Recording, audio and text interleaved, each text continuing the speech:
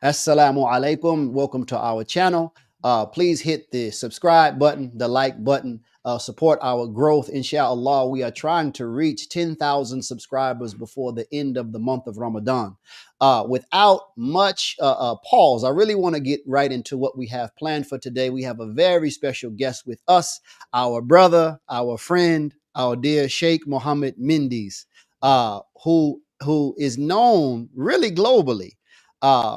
First, before I even go into your bio, let me just thank you and welcome you to the platform. Thank you. Assalamu alaikum wa rahmatullahi wa barakatuh. Peace be upon you, the mercy of God and his blessings, dear Imam Rashad. It's an honor. Thank you. Alhamdulillah. Thank you, my brother. So let me start off. I want to, for those who don't know you, I'm going to read off your bio, and I think it'll be of benefit in terms of really some of the things we're going to discuss today. Imam Adeyinka Mendes was blessed to embrace Islam at the age of 17. After a trip to Jerusalem over 30 years ago, he is the founding director of Marhama, an organization focused on building holistic, spiritual, peaceful, indigenous, and joyous American Muslim communities dedicated to sacred service and justice for all. He has studied Arabic, Islamic sciences, meditation, and peace building with Muslim scholars from around the world. As an imam, he helped to establish Madina Institute USA in Atlanta, Georgia, pardon me, and then served as the first imam and scholar-in-residence of the Muslim Center of Greater Princeton. He continues to work as an interpreter of sacred texts, teacher of Arabic and Islamic studies, and community imam, as well as a rites of passage leader, consultant, who continues to read with scholars and students. Imam Mendes is a recipient of the Center for Global Muslim Life Spiritual Impact Award, and his latest work, The Spirits of Black Folk, Sages Through the Ages, a translation of Imam as-Suyuti's renowned text, The Excellence of Black People, was published by CelebrateMercy. His wife, Rukayat Yakub, is a Montessori educator, award-winning children's author, and an acclaimed trainer on remedying anti-Blackness in Muslim institutions. They are grateful parents of 7 children who reside in Houston, Texas. So welcome again, dear Sheikh, dear Imam. It's really good to have you. I am a little jealous of that 7. I'm at 6, so I'm trying to catch up with you. You're almost there. It's not for the faint of heart. Yes, sir. Yes, sir. So I really want to start off. We went over some of your biography, and I wanted to discuss really several topics. I have several topics under a broad title, which is the Quran, the month of Ramadan, and Black liberation. We are on the cusp of the month of Ramadan, the sacred month of Ramadan, and we pray that Allah bless us all to see that month. Ameen. And more than likely, the first of this video will be released in that month. And obviously, it's the month of the Quran. Exactly. It's a month of fasting. It's a month of discipline and sacred devotion. But I wanted to touch upon that. But also, before we even get there, I really would like to discuss your history, your trajectory, as was mentioned, a student of knowledge, a teacher of knowledge, an author, etc. Bismillah. Again, thank you for having me. It's an honor to be on your show, Imam Rashad. I don't know where to begin, really. I always see myself as a seeker of truth and as a soldier for justice. And that is what brought me into the orbit of Prophet Muhammad sallallahu alaihi wasallam. And it was a means for us, for me and a lot of brothers like yourself, especially in the 90s, to be guided by Allah to Islam. I'm half Nigerian on my father's side, God have mercy on his soul, and I'm half African American on my mother's side. Mother's from Louisiana. And I was born in the States, and we moved to Nigeria when I was 6, came back here when I was 13. And when I was in my sophomore, junior year of high school, I was in a rites of passage program and at my mother's church. and one of the mentors of that program taught me about the history of Black people in a deep way, right? I was always exposed to it. He taught me about Islam, right? This was a Christian minister, right? He taught me about Islam and other religions more than I'd ever known, even though I spent part of my formative years in Nigeria.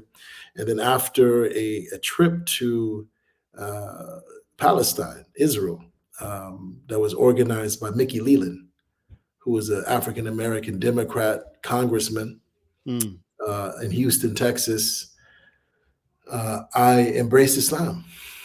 And right after that, I met, maybe a week or two after embracing Islam, I met a great scholar, artist, martial artist, historian, Shaykh Muhammad Sharif, who came out of the Nation of Islam. Yes, He yes. came out of the nation. He made his family made the transition with our beloved, respected Imam Muhammad. May Allah be pleased with him. And he taught me my first lessons in theology and jurisprudence and spirituality and history and calligraphy and Arabic grammar. That was my beginning. And then he introduced me to a whole world of learning and scholarship and spirituality, particularly from the Black African Muslim or tradition, particularly from the perspective of Black Muslim civilizations and cultures on the continent, as well as in North America and the Caribbean. So that's, I was 17 years old, and that's the only Islam I knew. And so it was a very easy growth. I don't even call myself a convert. Right. It was a very natural growth from being, a Christian who had a Pan-African / humanistic view of the world to being now a Muslim who worshiped one God, still believed in Jesus, peace be upon him, still embraced Jesus Christ, peace be upon him, but also now was following Muhammad, now reading the Quran, but in my own skin, right, with my own voice, and with my own soul, and rooted in my own soil. Yeah. Yeah. Is there something, or was there something about the land of Palestine and the city of Jerusalem in particular that influenced you because you connected your conversion to that journey, that particular trip? Absolutely. Yeah, absolutely. When I went there, it was with the intention of strengthening and deepening my knowledge of the roots of Christianity. So I was going there, it was called it still is to this day. It's been going on for 30 plus years. It's called the Mickey Leland, that's the name of the congressman, kibbutz internship program. I didn't know what a kibbutz was. I had no idea. Right. And my friend Roy, I remember the brother, his name is Roy. He may still be around somewhere here in Houston. He just told me, look, man, you got to go. The girls are pretty, right? That's Yeah, yeah, pretty, right? yeah, yeah. And that's okay. I can appreciate the beautiful women, but when I was accepted to the program, I was like, yeah, this is an opportunity to learn and to deepen my knowledge of the religious tradition that I'm connected with. I went there primarily with that intention. I had a good time too, but it was really that. And one thing about Palestine that makes it such a special place, the Holy Land. Yes. You can feel the presence of thousands of years of prophets in that land. You can feel it. Yeah. You see it. You can see the brick, cobblestone roads, the same ones that Jesus Christ and Mary walked on. Right. Upon them. You can see the bricks that Prophet Solomon, peace be upon him, used to build his temple. So you can see it, you can feel it. There's nothing like it. And the way that the trip was designed, it was designed to expose us not only to the historical to the historical legacy of the Holy Land. And we went everywhere from Tel Aviv and Haifa all the way to Beersheba and the Negev in the south. We went all across. Right. It's not a big country, like 4 hours Right. drive across the whole country. Yeah, they say it's like the size of New Jersey. It's like the size of, exactly. And so we went to all these different places, but we saw the historical legacy. We saw the cultural legacy, not only of the Jews. We saw a lot of that. You know, went to Holocaust museums and lived with Jewish families, lived with Arab families too. But we saw the cultural legacy of the Palestinian people. We went to Bethlehem, you know, in the West Bank. You know, there was a political aspect to it. We went to the parliament, the Knesset as well. And we lived on a kibbutz, which is like a cooperative, it's a commune, it's a cooperative living environment that's based on socialism.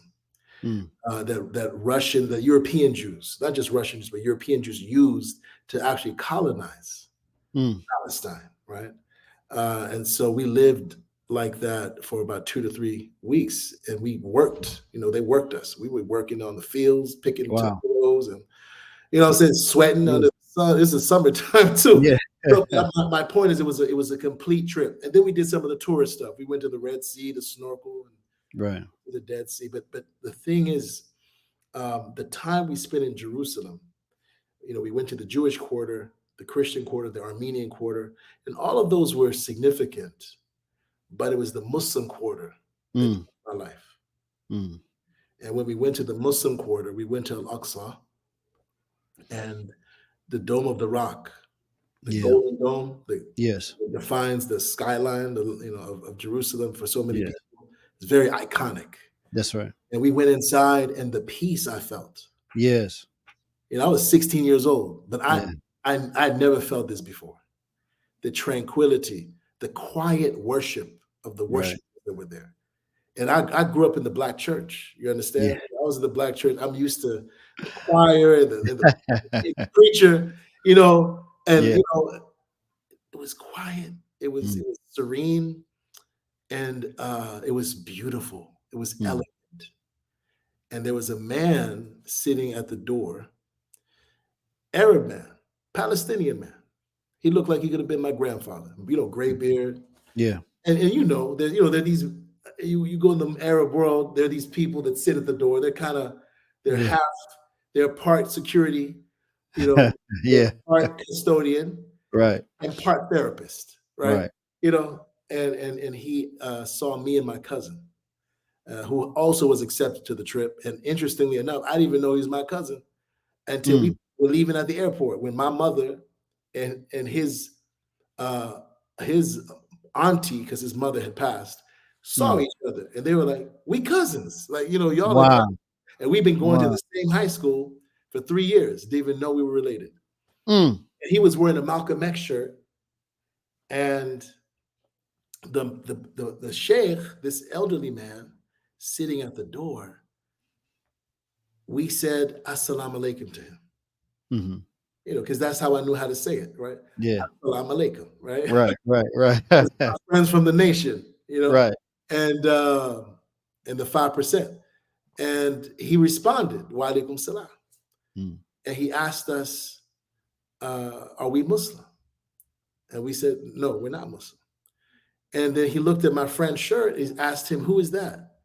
And this is 1992. You know, Spike. It's come out with X, you know. And he asked, "Who is that?" And my cousin said, "Well, this is Malcolm X, a Muslim from America." And then he asked us again, are you Muslim?" And we said, "No, we're not." And then he asked, "Do you believe in one God?" And we said, "Yes." And it's interesting, all throughout the trip up to that point, me and my cousin have been talking about this. Like, everywhere we go, we seem to feel like God was speaking to us through the different people we met, places we went. God is one. Right. That's the message we were getting. Even if it was rock climbing or a nature hike, we seem to feel that we were being called to what Muslims call tawheed, right, which is a radical belief in the oneness of God. It's radical monotheism. And we said, yes. He said, in that case, you're my brothers. That's what he told us. Yeah. In that case, you are my brothers. And then he said to us, what's not important is how you pray is not as important as believing in one God. Right? And then we left. That's all he said to me. Yeah. My cousin, but that was enough. Because at that moment, I told my cousin, I said, we have a responsibility. After everything that's happened, this trip, and after that conversation, we got to go back and tell our people Jesus is not God. Wow. SubhanAllah. And I don't know if he did that. Yeah. That's what I did. I went back to the church, and they were gracious enough to let me talk about my trip. And I was just being honest. I wasn't trying to convert anyone. I wasn't trying to prove a point. I just shared with them different experience. And I told 2,000 to 3,000 people at Wheeler Avenue Baptist Church in Houston, I learned that Jesus is a human being. Wow. It's one of the things I learned in the Holy Land. So what was their reaction, man? They were very polite. The pastor, Okay. Reverend Bill Lawson, let me speak along. Actually, I took his sermon time. Wow. This 16-year-old, and he didn't interrupt me. At the end, when I finally got done, he put his hand on my shoulder, thanked me, and everyone clapped. Right? And I sat down, and he did like a 5-minute, 7-minute sermon. Wow. He was very humble. And he didn't try to correct anything. Oh, wow. SubhanAllah. That's beautiful. I mean, I'm listening, right? I'm hearing you. Yes, sir. And I'm reading signs. It's like Allah brought you to the land of the prophets. And I would imagine, just by general assumption, the organizers of that trip and trips like that, the interest is to not make you a Muslim. That's right. It was. I mean, the facilitators was the American Jewish Committee. But it's having the opposite. So you on a kibbutz. I was on a kibbutz. It's to get you in that. But Allah is using them to bring you into al-Islam. So you are brought to the land of the prophets, which, as you mentioned, is charged with this. I call it a spiritual energy. Exactly.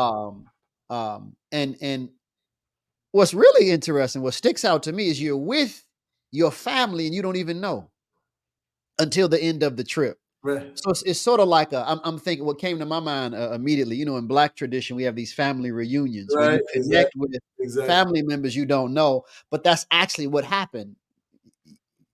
You were connected to the prophets. The true lineage of the prophets is Islam. That's right. Our belonging as a people is in Islam. And at the end, it seems like, that it came full circle for you. And I think that's an amazing, that's just amazing. And that cousin, so actually we realized we were cousins right before we left at the airport. Okay. Not when we arrived back in Houston, but before we left. Oh, wow. And that cousin, Kevin, his name is Kevin, right? Kevin Simmons. He and I've kept a close connection over the years. And he's become like the historian of my grandfather, my mother's father's side of the family. And so he's been doing all this research and collecting, everything he's gotten from the elders, the uncles and the aunties. He's put that all together.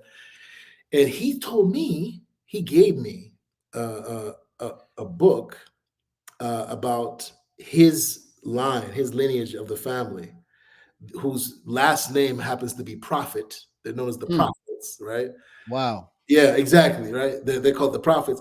They actually trace in their lineage to Muslims who came from Muslim Spain, Al-Andalus, and from Mozambique.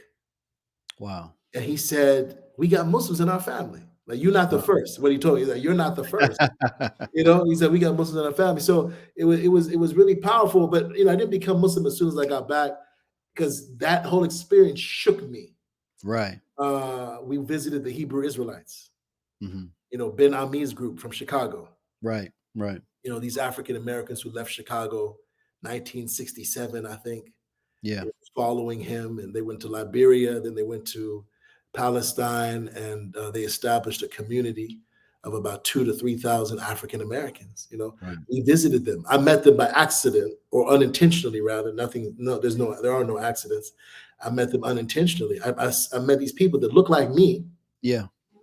But they were speaking Arabic, Mm. speaking Hebrew, when they were in the market selling. But when I spoke to them, they spoke American English.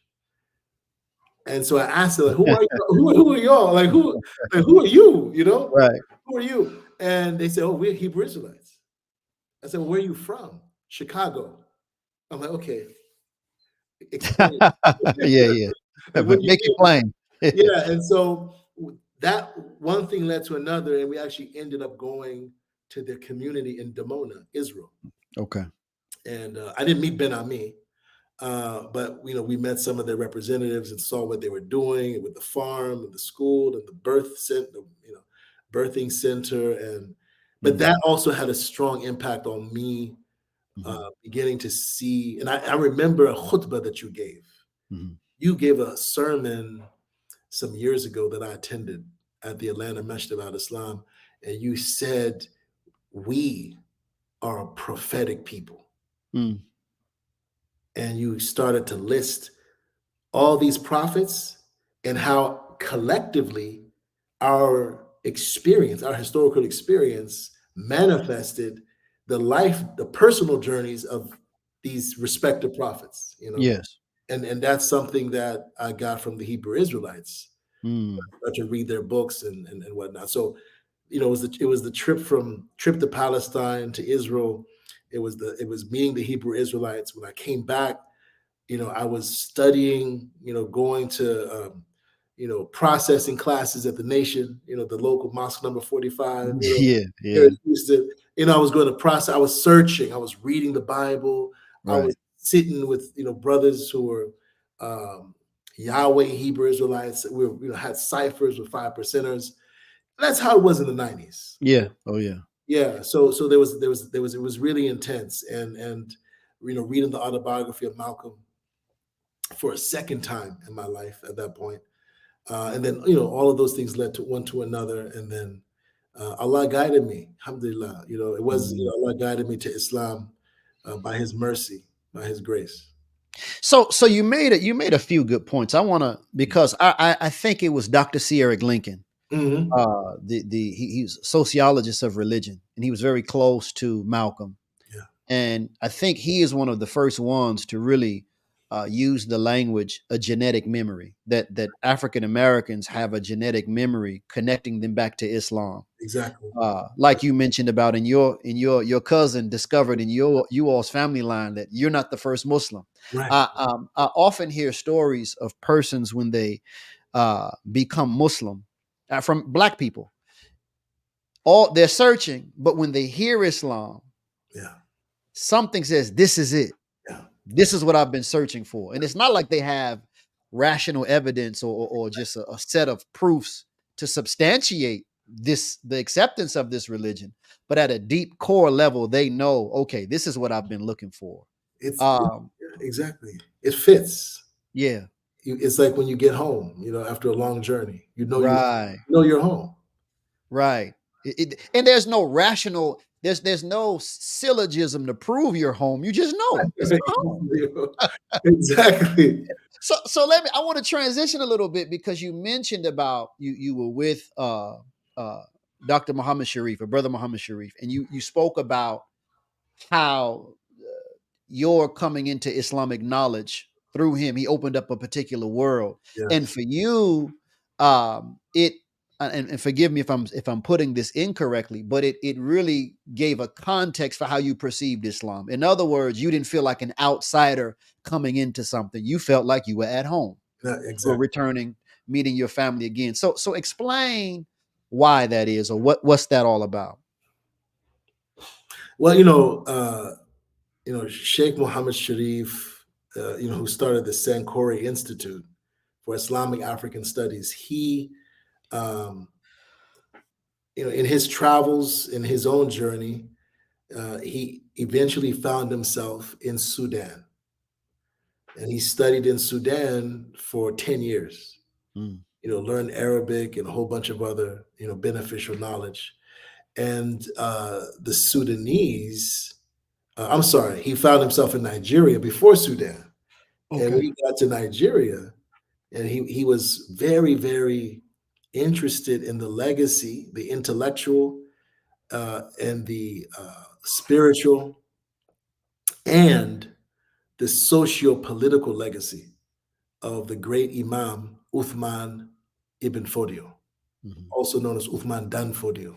Yes, sir. And when he was in Nigeria, they were like, you need to go to Sudan. Like, if you really want to learn who the Shehu was from his people, you need to go to the ones who left when the British came to colonize Nigeria. There's a whole bunch of them that made hijrah, that migrated away from the jurisdiction of the British.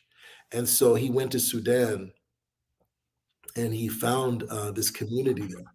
And he started, learning and studying.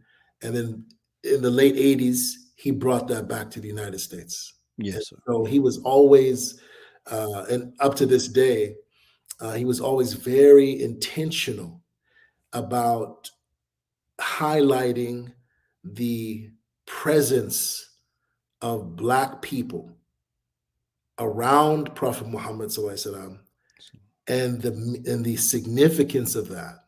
He was always very deliberate about highlighting those prophets who we know. We have documented evidence, we have narrations of their Blackness, as we understand it today, right? Because that word, of course, has changed, and what it means, what it connotes over time.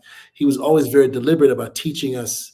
There's a great scholar who lived in northern Nigeria. He was a judge, he was a scholar, and a prime minister named Waziri Junaid ibn Muhammad al-Bukhari, who I was blessed to meet a year before he passed away in 1995, thanks to Shaykh Muhammad Sharif's introduction.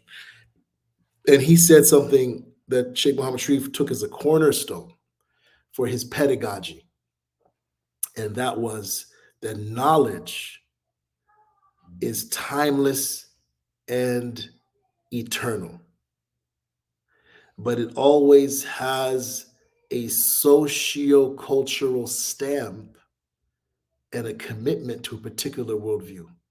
And so therefore it cannot be neutral. So knowledge is like water. Right. Water in its unpolluted state is tasteless, odorless, and colorless. Right. But when a stream or a river flows over a particular terrain, it takes on the color and the smell, Right. Yeah. and the taste of the soil it's running over.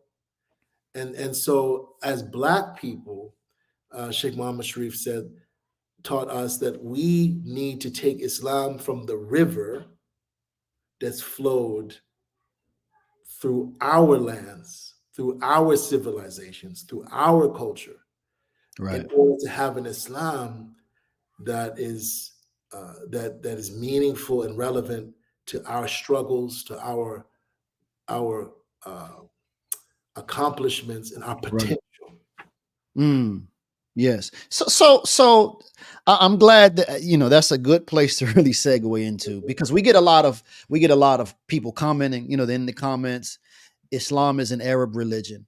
Though we know that the Arab population is really one of the smaller populations in terms of the global Muslim community.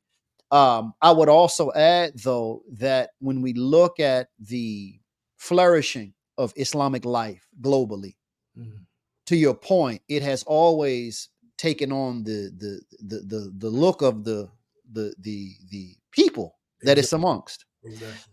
What seems to be overlooked, however, just in popular discussion, is Islam in Africa.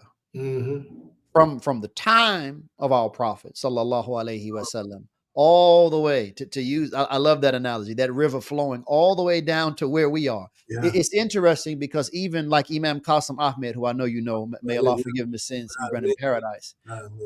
He had a story in his history that I think it was his uncle or great uncle used to take a stick and write these strange letters in the sand which Allah, they found out later was Arabic. Allahu Akbar. So Look at that. there's this issue where a lot of us, as members of the diaspora, we've been cut off from a certain degree of knowledge of our history.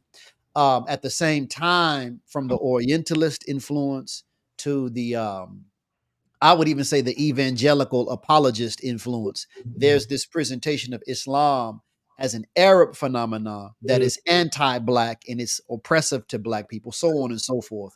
So I really want to segue into that. I mean, if you could give us a crash course of achievements, figures, in regarding Islam in the African experience. I'm a random guy coming from coming from nowhere. Explain to me, if you will. Yeah. These are very important points, and you can approach it from many angles, right? Depending on who you're speaking to. But if I was speaking to a random guy, about these issues, I would first start with explaining what Islam is. Because when people hear the word Islam, they automatically imagine and conceptualize certain things that they've learned, either from their families, their communities, from the media, right? From their those people who educated them, the educational institutions that they graduated from. And so it's important for anyone having this discussion or debate about whether Islam is or is not intrinsically anti-Black, whether Islam is or is not an indigenous African religion, that we understand what Islam is. And we must go to the Arabic language to understand that. But I want to say this first. Arabic is an Afro-Semitic language. Arabic is what's called an Afro-Semitic language, just like Hebrew is an Afro-Semitic language. Yes. Just like Amharic, that's spoken in Ethiopia, is an Afro-Semitic language. Just like Ge'ez is an Afro-Semitic language. Just like Aramaic is an Afro-Semitic language. Just like Swahili and Hausa are Afro-Semitic languages. Just like ancient Egyptian is an Afro-Semitic language. And so this language group not only shares vocabulary, it shares syntax, it shares grammar. And with grammar comes a certain way of looking at reality. Right. So when we talk about Islam and we look at what the word means in this African Semitic language, all African means the language is indigenous to Africa. Semitic means it was spoken by people who, again, biblical scholars, linguists, trace their origin to particular clans and tribes that claim to come from Shem, or in Arabic, Sam, the son of Noah. Peace and blessing be upon him. Yes. Now, when you look at the word Islam, it means submission. It means surrender. It also has a meaning of acceptance, which is connected to peace. And so what Islam is, in its essence, it is submission to the Creator. And when you look at human history and you ask, are there people? I have a visitor here. Oh, that's right. Yes, sir. Okay. Hold on. Okay. Assalamu alaikum. All right. Say hello. Say salam. Assalamu alaikum. No, say salam, Imam. Okay. All right. Bye-bye. Okay. See you later. All right. Ready? No. Go find mommy. 1, 2, 3. Okay. All right. Alhamdulillah. Yeah. So it's surrender. It's willing and loving surrender to a reality that's beyond you, a reality that's the source of your existence.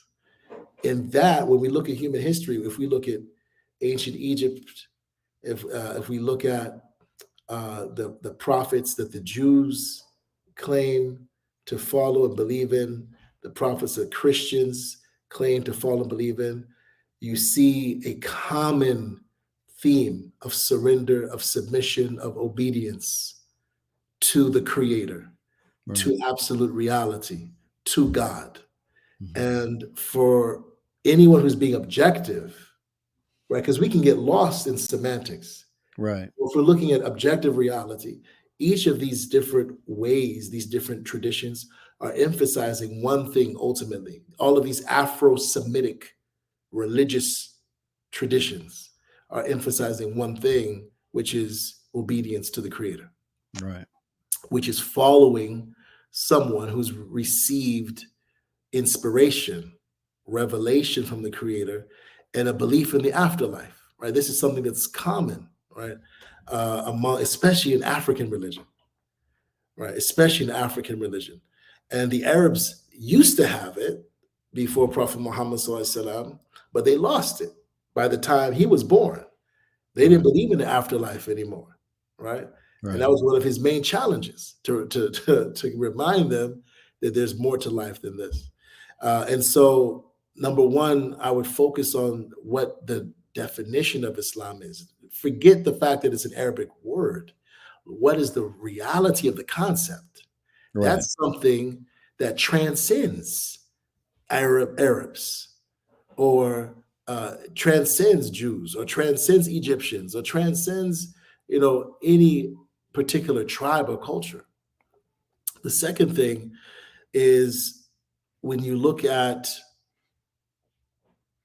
the prophets that Muslims follow and believe in, they include people that our Pan-African brothers love, right?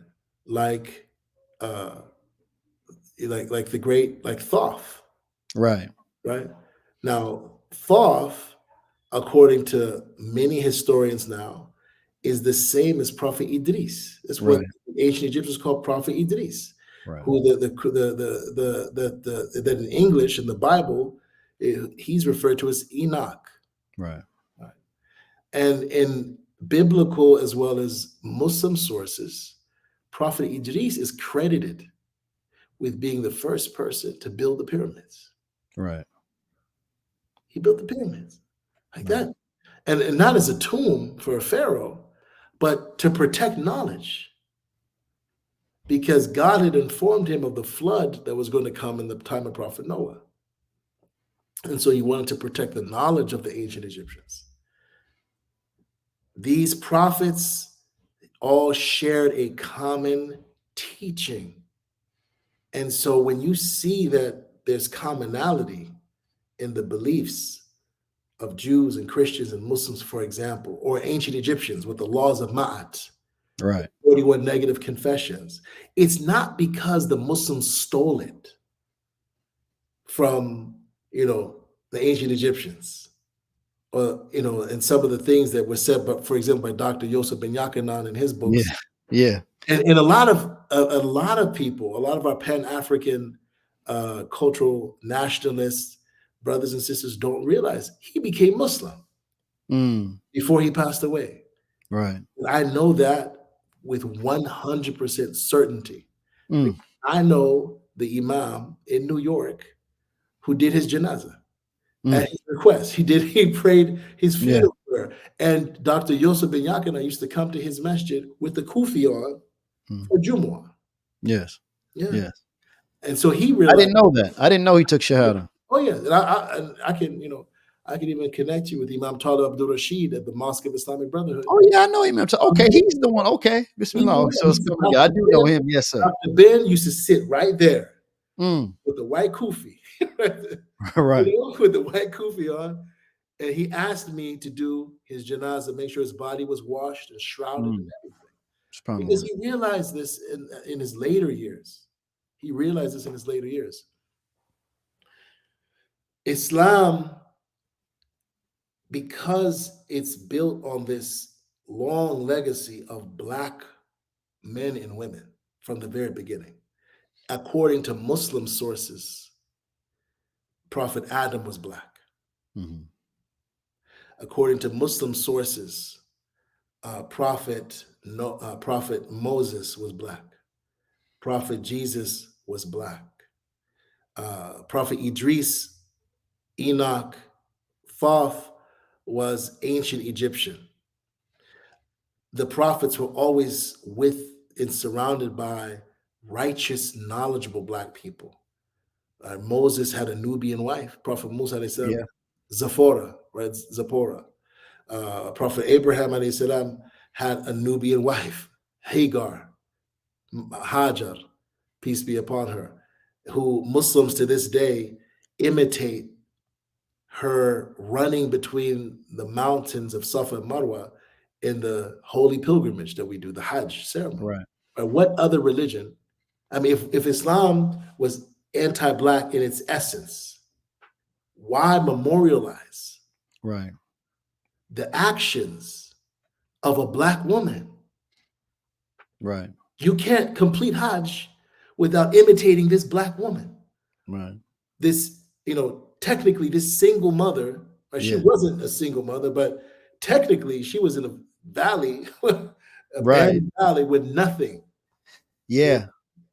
With her baby, Prophet Ismail. And Prophet Ishmael, peace and blessings be upon him, it's recorded in Muslim traditions that he learned Arabic. He wasn't Arab. Right.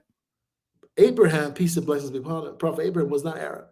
No. Lady Hagar, peace and blessings be upon her, was not Arab. It was a group of Yemeni Arabs known from the tribe of Jurhum that came to Mecca when she discovered Zamzam, when God gave her Zamzam, who taught him Arabic. And they're described as being Black-skinned people. So the original Arabs were Black. And anyone who goes to Yemen today, you go to southern Yemen, you see brothers walking around, driving on motorcycles with afros. They look like, they look like they're from Atlanta, Right. They look like, they're from the Bluff or something, Yeah. And all throughout our history in Islam, you see the significant and pivotal presence of Black people. So I started just talking about the prophets.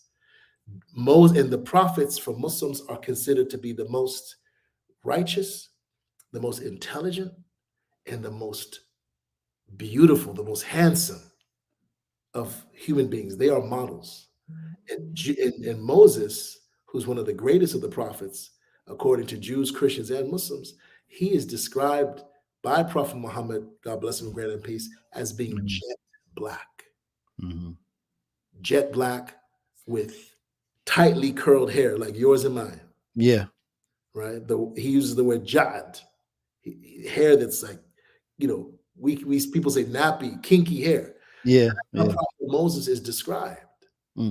Now, when you look at the companions around Prophet Muhammad, that's the book that you referred to that I helped translate with Sheikh Talut Dawood.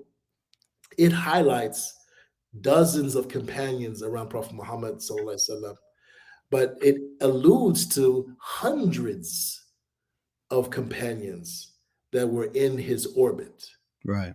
And so before Prophet Muhammad, we have a religion of surrender to the Creator that has among its prophets Black people, among its supporters Black people, men and women.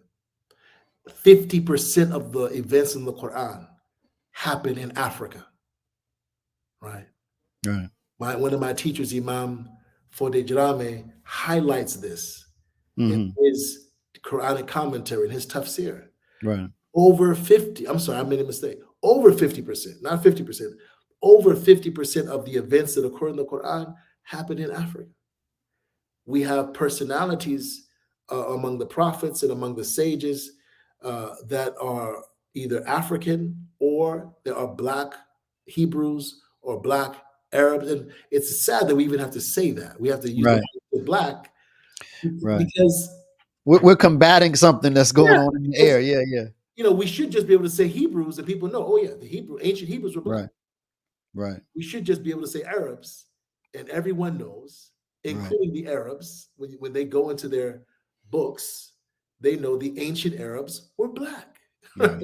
Yeah. But because of the brown washing and the whitewashing, and that's what I want to get to, of Muslim history. Yeah. Right, by certain individuals. It wasn't across the board, but you had certain individuals that decided at a point in time that Blackness, Black skin, and the Black people, that Blackness was a liability. The Blackness was unattractive. The Blackness was an indication of intellectual laziness and immorality. Right. And one of my friends, Dr. Abdullah bin Hamid Ali, has a book called The Negro in Arab Consciousness. Yeah, inshallah, I'll be interviewing him within a few days. He talks about this. He talks about this, and he zeroes in on the Zanj rebellion. Mm-hmm. This was an anti-slavery rebellion that was led by the Zanj. And the Zanj were a group of Bantu Africans from southeastern Central Africa, who many of them have been enslaved by the Abbasid dynasty. And they united with others ethnic groups that were non-African. It's called the Zanj Rebellion, but it wasn't just the Zanj that revolted against the injustice and the oppression of the Abbasids. There were others. There were Persians that were involved, and there was a coming together of many different ethnic groups, and they established their own sultanate for a short while before they were crushed. And Dr. Abdullah bin Hamid Ali and other historians, they believe that it was a response to this. It was a response to this uprising of Black folk that now people began to see Black people as undesirables, as deplorables, as fit to be slaves, right? And this is when you start to see a lot of the wholesale, what's called the Arab slave trade. Right? The Arabs, they really pick up, and it was horrible. And as Muslims of African descent, as African American Muslims, that's history we need to be familiar with. Yeah, because we have a lot of our people who think that period, this Arab slave trade, that still goes on in some places in the Muslim world. Right. I studied in Mauritania for a short while, and I saw it with my own eyes. Right? Anyone who watches the news, we've seen the brothers in Libya, on the auction blocks, right? The largest population of enslaved people, Black people in the world, is now in Mauritania, where they estimate about 20 to 30% of the population are enslaved Haratin. They're called Haratin. And sometimes they're not called slaves, they're called servants. Right. Yeah. But if you see how they're treated, no, they're slaves. They're bona fide slaves, right? Even in Mali, this is an issue, especially in the outskirts, right? Outside of the major cities. Libya, of course, I've already mentioned. And then we have what's going on in the Gulf. in the name of, it's you have these maids who are basically prisoners, Right. right? And so it's slavery by another name, right? Right. To borrow a term Yeah. from our good sister Michelle Anderson, I think it is. Yeah, yeah. I can't recall, but I'm one following. But Right, right. let me cut in really quickly because I think you're hitting on a very, very important point because you're really putting what we know today as the Arab slave trade, or what's termed today, in a lot. It has an historical context, Mhm. and oftentimes when things are changed in history, paradigms also change. Language changes. Uh, um, to put it in a very simplified form, new ideas are marketed to Mhm. justify these political social changes that are occurring, that are in occurrence. Um, Exactly. a similar thing happened in Black history. Once the Haitian Revolution, for example, took place, it really sent a lot of laws were actually changed on the books in the United States, and a lot of things were just implemented because the whites in the South and the North too, I imagine, feared the inspiration coming from Haiti to the slaves on the plantation. So they had to just make some changes. Yeah. And what a lot of people, going back to Islam, what a lot of people do not do because of certain sensitivity, I understand it, but we have to be objective, as you mentioned. They don't separate the religion from the people who claim it. Right. And that's absolutely critical. And that's why I really appreciate why you began with, look, let's just define terms first. What Yes. is Islam? What is the history of Islam in this broad sense, leading all the way up to Prophet Muhammad Yeah. sallallahu alaihi wasallam, and then what happened thereafter. But Bismillah, please, Yeah. Shay, And, continue. and in that same vein, I agree with you wholly. Yeah. I agree with you wholly. And following that same vein, so for Muslims, Islam begins with the original human beings, Mhm. Adam and Eve, according to the Jewish, Christian, and Muslim traditions, right? And even the Hindus, some of the Hindus believe that the original human's name was Adam, right? But his Mhm. original name is not as important as just the reality that he was the first human being. And the word Adam in Arabic, Right. this Afro Semitic language, this African Semitic language, literally means dark black. Right. It has two basic meanings: dark black and the surface of the earth, Right. right? And this indicates two things about Adam. One, that his physical being came from the earth, right? And we see that when we decompose, we become dust again, right? Ashes to Topsoil. That's dust right. to dust, right? That's right. But then also the color of that clay, the color of that clay uh, was black, and that makes perfect sense because in Muslim tradition, Adam was made from earth, from every part of the globe, and when you mix different colors together, when Right. you mix all the different colors together, what do you? There's only one color you get: Yeah. black, Yeah. right? Not Right? white. Yeah. You never get white. Yeah. White is the absence of color, right? Right. Unless you're dealing with light, right? Right. And then it flips. Let's delve into that a little bit, just Absolutely. for a few moments in Of terms of course. meanings, because I remember you posting something years ago about, for example, you were highlighting in martial arts how the black belt, as opposed to the white belt, the black represents mastery. Yes. In the Arabic language, Saud, black, connected to its Sayyid, it actually means, like we say, Sayyidina, our master. Yes. So you have these, even the modern term Sudan, Yes. you have this terminology, and you kind of hit upon it. Well, you did hit upon it earlier. I mean, I look at language sort of like you can excavate language.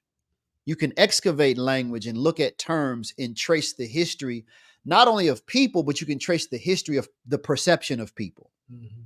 This is obviously how they saw the world because this is how they named things. Exactly. So, if you Exactly. can, a little bit. Exactly.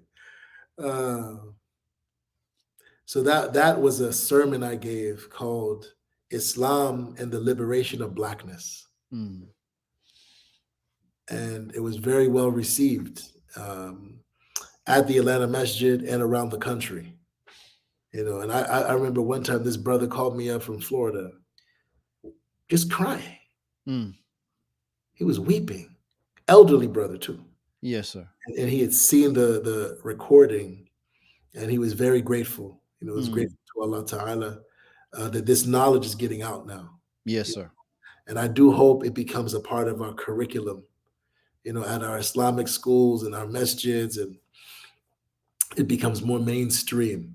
But one of the things that I mentioned, and just to tie into this, I'm really happy that you wanted to touch on this, is linguistically, Blackness in Arabic, again, this African Semitic language, has a completely different connotation than it does in English. Blackness in Arabic, as you said, aswad, soda, is connected to mastery. The word for mastery in Arabic is tasawwud. It literally means, like, if you wanted to translate it literally, Right. it means to internalize a state of Blackness. Yeah. Right? Yeah. And so, again, when we look around ourselves, and we find this across many cultures. I'm not going to say it's in every culture, but we find in many cultures, when you become a master, not just proficient, but when you reach a level of mastery where you know pretty much everything there is to know about your discipline or about your art or about your science, when you're able to teach others effectively and transmit that to the next generation, something in the human soul associates that, symbolizes that with the color black. Mm-hmm. Mm-hmm. Can I add to there, because I didn't think of this until because you just mentioned the tradition about the different soils, Right. and it would make sense if like in Islamic tradition we have these polymaths that they master grammar, the tafsir, literature, the hadith, etc. So it's like the mixing of all of these colors in this one person. So now you have Blackness. Right. Exactly. I love it. Yeah. Exactly. Yeah. I did some martial arts when I was younger. Mm-hmm. When you rise up through the ranks, you ultimately get a black belt. Yes. A judge wears a black robe. Like many Yeah. of our people have heard this before. When I was in Mauritania, if you saw a black tent in the desert, you knew that that was the tent of a scholar of the highest caliber. Not everyone could live in a black tent, and so what does that mean? What does that mean? What it tells us is that, so it tells us two things. Number one, that in Afro-Semitic languages, and as you just said, in their perception of reality, Blackness was associated with leadership, not slavery. That was a corruption and a deviation that came later on because of certain historical factors. Right. But initially, the original connection was with leadership and mastery and Blackness. Now, that same word also means darkness. But as we already discussed, darkness doesn't refer to color, it refers to light. So darkness is the absence of light. Mm-hmm. Right? Now, the other aspect of this is that you'll find in Muslim Sufi traditions, in the metaphysical teachings of Muslim scholars, and I don't know if I spoke about this during that sermon, but I have an article about this that's on academia.edu called Bilal and Beyond. Mm-hmm. Bilal, the Black Light and Beyond. Know yourself, know God. Something like that, right? Mm-hmm. I start with the verse in the Quran, the ayah in the Quran. It's not really a verse. It's a passage in the Quran where God says, and I'm translating, indeed, in the creation, or you could say in the form or the structure of the heavens, of the heavens and the earth, and in the variety of your languages and complexions, right, are signs for people of knowledge, of deep knowledge. mm-hmm. Now, when you read this ayah, when you read this passage in the Quran, there's a lot that we can get out of it. But I just want to zero in on one thing in particular. God says that your languages and your colors, the variety, the diversity, the multiplicity of human languages and human complexions are signs. They're ayat for people of knowledge. Right. Alimin. And an ayah, or a sign in Arabic, is a proof that points to a higher truth. It's a proof that with reflection will help you arrive at a truth that's beyond the proof. So what is our color pointing to, is my question. So you can take this also in a very, mainstream Muslim reading. It's a sign of God's power. It's a sign of God's will. It's a sign of God's knowledge. It's a sign of God's wisdom. Mm-hmm. And that is all true. But we also know that everything in creation is a symbol, is symbolic. It has meaning. Right. So and everything that God does is with wisdom. So what is the wisdom behind giving Black people, dark-skinned people, melanated people, our complexion? And so I've found an answer. I'm not claiming is the only answer, but I found an answer to this in the writings of Muslim Sufi scholars. These are the scholars who focus on spiritual knowledge. Yeah. And when you look at the works of people like Shaykh Muhammad ibn Arabi from Muslim Spain, when you look at the works of the Iranian scholar Suhrawardi, and others, what you find is they talk about something called the black light. Black light. Right. Black light. Yeah. Yeah. And black light is part of a spiritual experience that people who go very deep into their consciousness find when they go as far as can be gone in inner space. We talk a lot about outer space, right. NASA and SpaceX and, yeah. But the other dimension, the flip side of outer space is inner space. Right. That's just the external ayat of the internal. Of our consciousness. Right. Right. Of our hearts, of our souls. Yes. And what they found, and they write about this, and I refer to it in this article, is that the black light is the ultimate. It's the ultimate light that a person experiences. And it is, the way they describe it is divine light. It is a person's experience of God's light, which is so brilliant. It is so radiant. It is so dazzling that you can't see anything. Right. And so it appears black. Right? Yeah. Yeah. It appears black. Right? Yeah. And so my teacher, Sheikh Zoe Abdullah from Haiti, who happens to be from Haiti, that you mentioned, he taught me that Black people, we are the physical symbol. We are the physical expression of Black light. That our trajectory through history represents this sojourn of how human beings navigate and deal with this experience of Black light.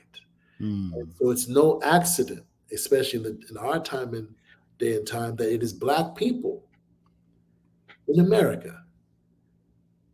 Many of us came here as free people, but most of us came here as enslaved people. It is us that have been, by God's grace, the ones who've entered into Islam in droves and have been calling humanity to find this light, right? This ultimate experience of God's presence, Right. while we're here. So Blackness is really deep, and there's a lot of spiritual literature on Blackness and darkness. And so the flip side of Black light is the dark night of the soul, where a human being feels a sense of distance, right, from God. Right, you're in the desert of distance from the divine presence, whereas Black light is the ultimate nearness. And we are a spiritual people, Black people. You know, when you look at Black religion in its different manifestations, and I see it, man. I mean, I see it, and it's not just a religious thing. I see it when I look at Kobe, right? I see yeah, it when I, see yes, it right, when I look at Tiger Woods, right? yeah, I see it, when I look at my brother Neil deGrasse Tyson, right? You know, it's just a it's it's uh it's an internalization of whatever the principle is. right. It's Yeah, you not. know, Go ahead. Go ahead. I was with a older brother Yeah. that works with us for he really does a lot of work. We do painting where we have a painting company. He manages the projects, but Yeah. I was with him yesterday and he was explaining. He said you need to check out this documentary on the Negro Leagues, and he was.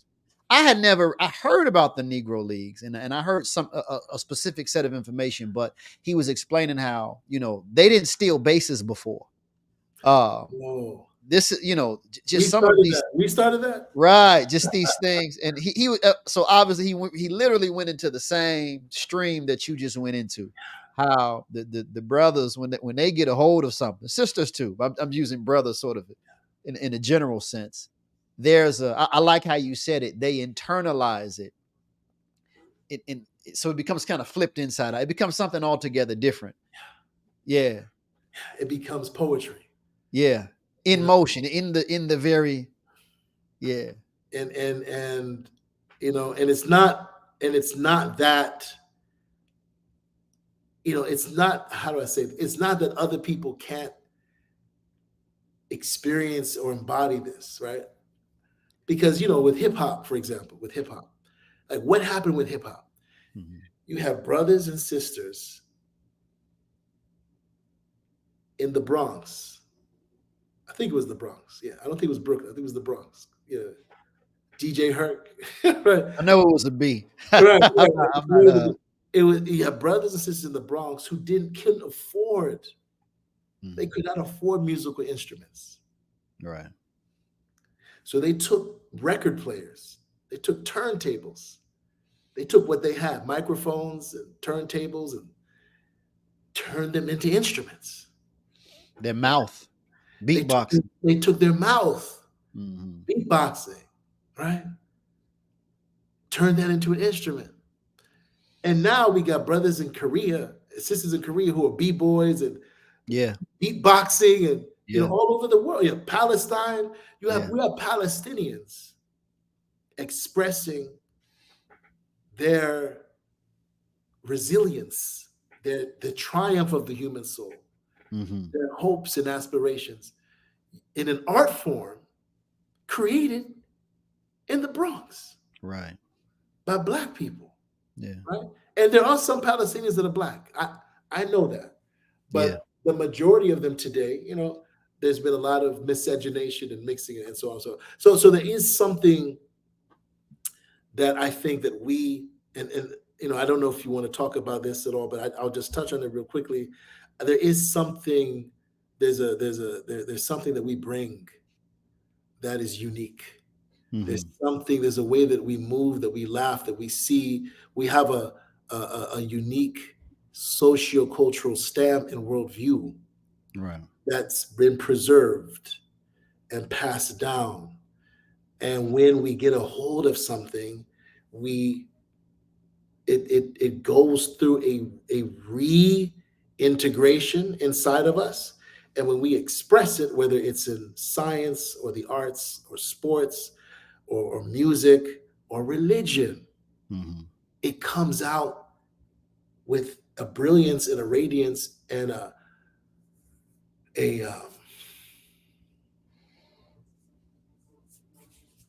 a joy and a complexity that is very unique, that opens up a whole new world for other people.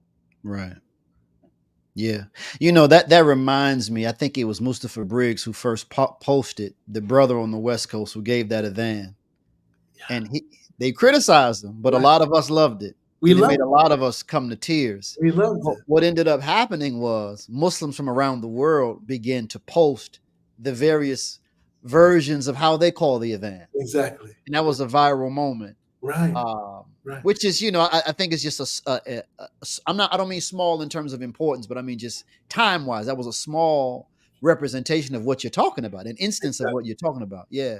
And this is why I appreciate, I appreciate the legacy of Imam Muhammad, may Allah have mercy upon him and elevate him always.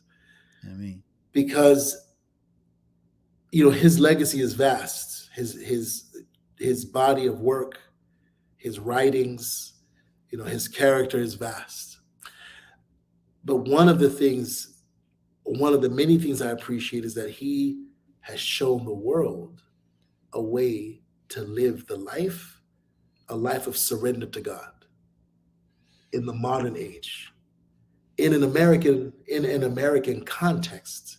Yes. And again, I think if more people were familiar with his legacy, then that would again open up pathways. Yeah. For so many people around the world. Yes, indeed. I couldn't agree more. I want to. I know we have a little bit a limited time span, but what you just mentioned kind of brings me to something else that I want to go to before we get on the book, because you were kind of moving in the trajectory of the book from the prophets to the companions that were in the orbit of our prophet, praise and peace be upon him, all the way down. So take us all the way down to Islam from East Africa, North, West Africa, some of the major thinkers, saints, and just contributions to civilization. Sure. So I'll start with one of my favorite. Luqman, the wise. Yes. Luqman, the sage. There's a chapter of the Quran, chapter 31, that's called Surah Luqman, the chapter of Luqman.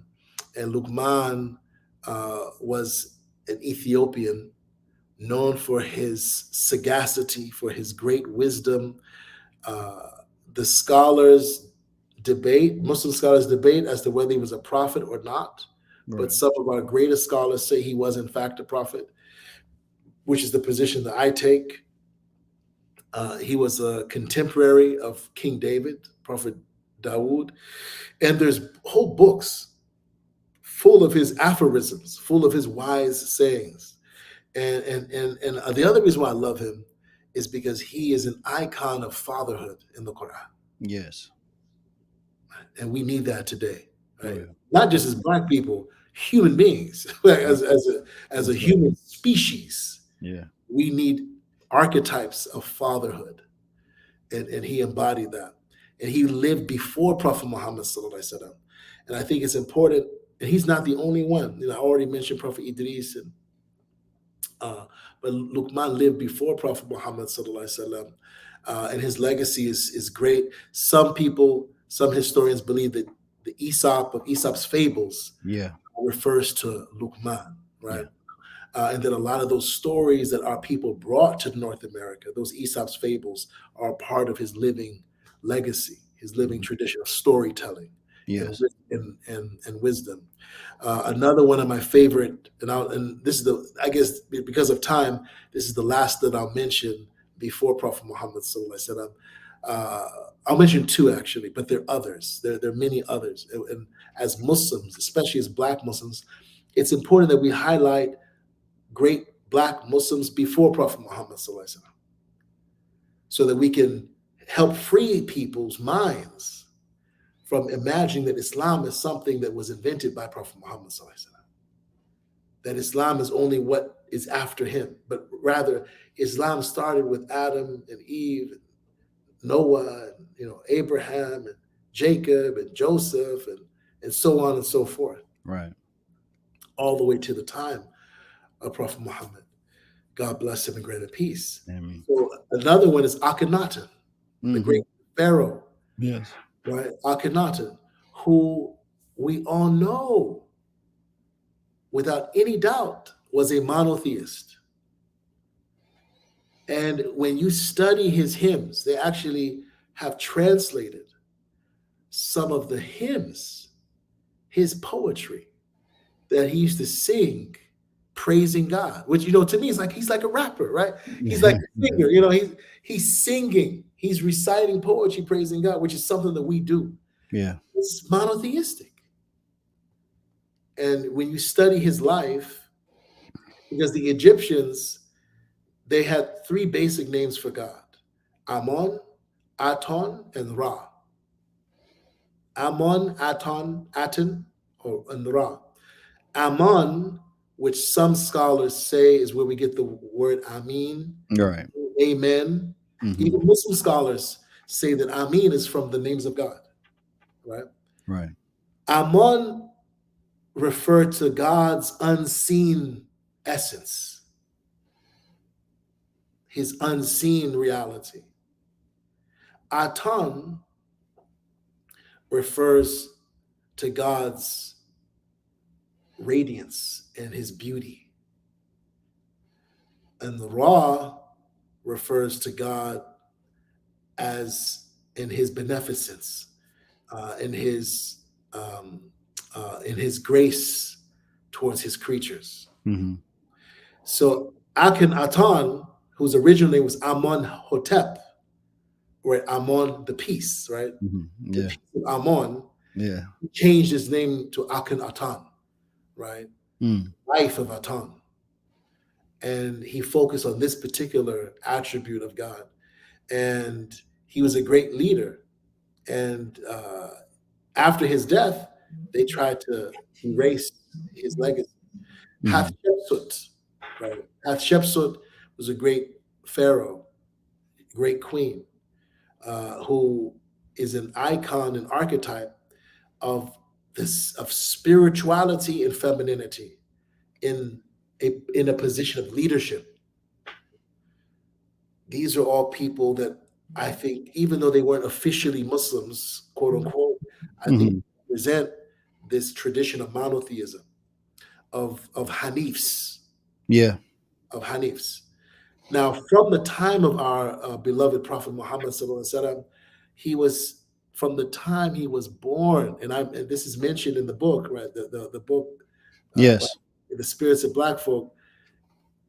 He was surrounded and cared for and supported by Black people. And it should also be understood, I should have said this earlier, that the Arabs themselves, and anyone who wants to research this, you can go to a book called Ash-Shifa bi-Ta'rif Hukuk al-Mustafa, the healing through knowledge of the rights of the chosen one. Right. The great Andalusian scholar Qadi Iyad al-Yahsubi. And he talks about this. And he says that when Prophet Muhammad said, I was sent to the red and the black. This is a hadith. Right. I was sent to the red and the black. He says that, Qadi Iyad says, this means he was sent to all of humanity. Because the Arabs divided human beings into two categories: red people and black people. Right. And the red people represented Europeans and Asians. Right. And black people represented Africans and Arabs. Right. Yeah. Right. And so he says the Arabs saw themselves as a black people. That's how they used to see themselves. Right. And we have poems. We have poems from the time before Prophet Muhammad, God bless him, grant him peace, and the time maybe the first 100, 200, 300 years after him, where we have Arab poets boasting and bragging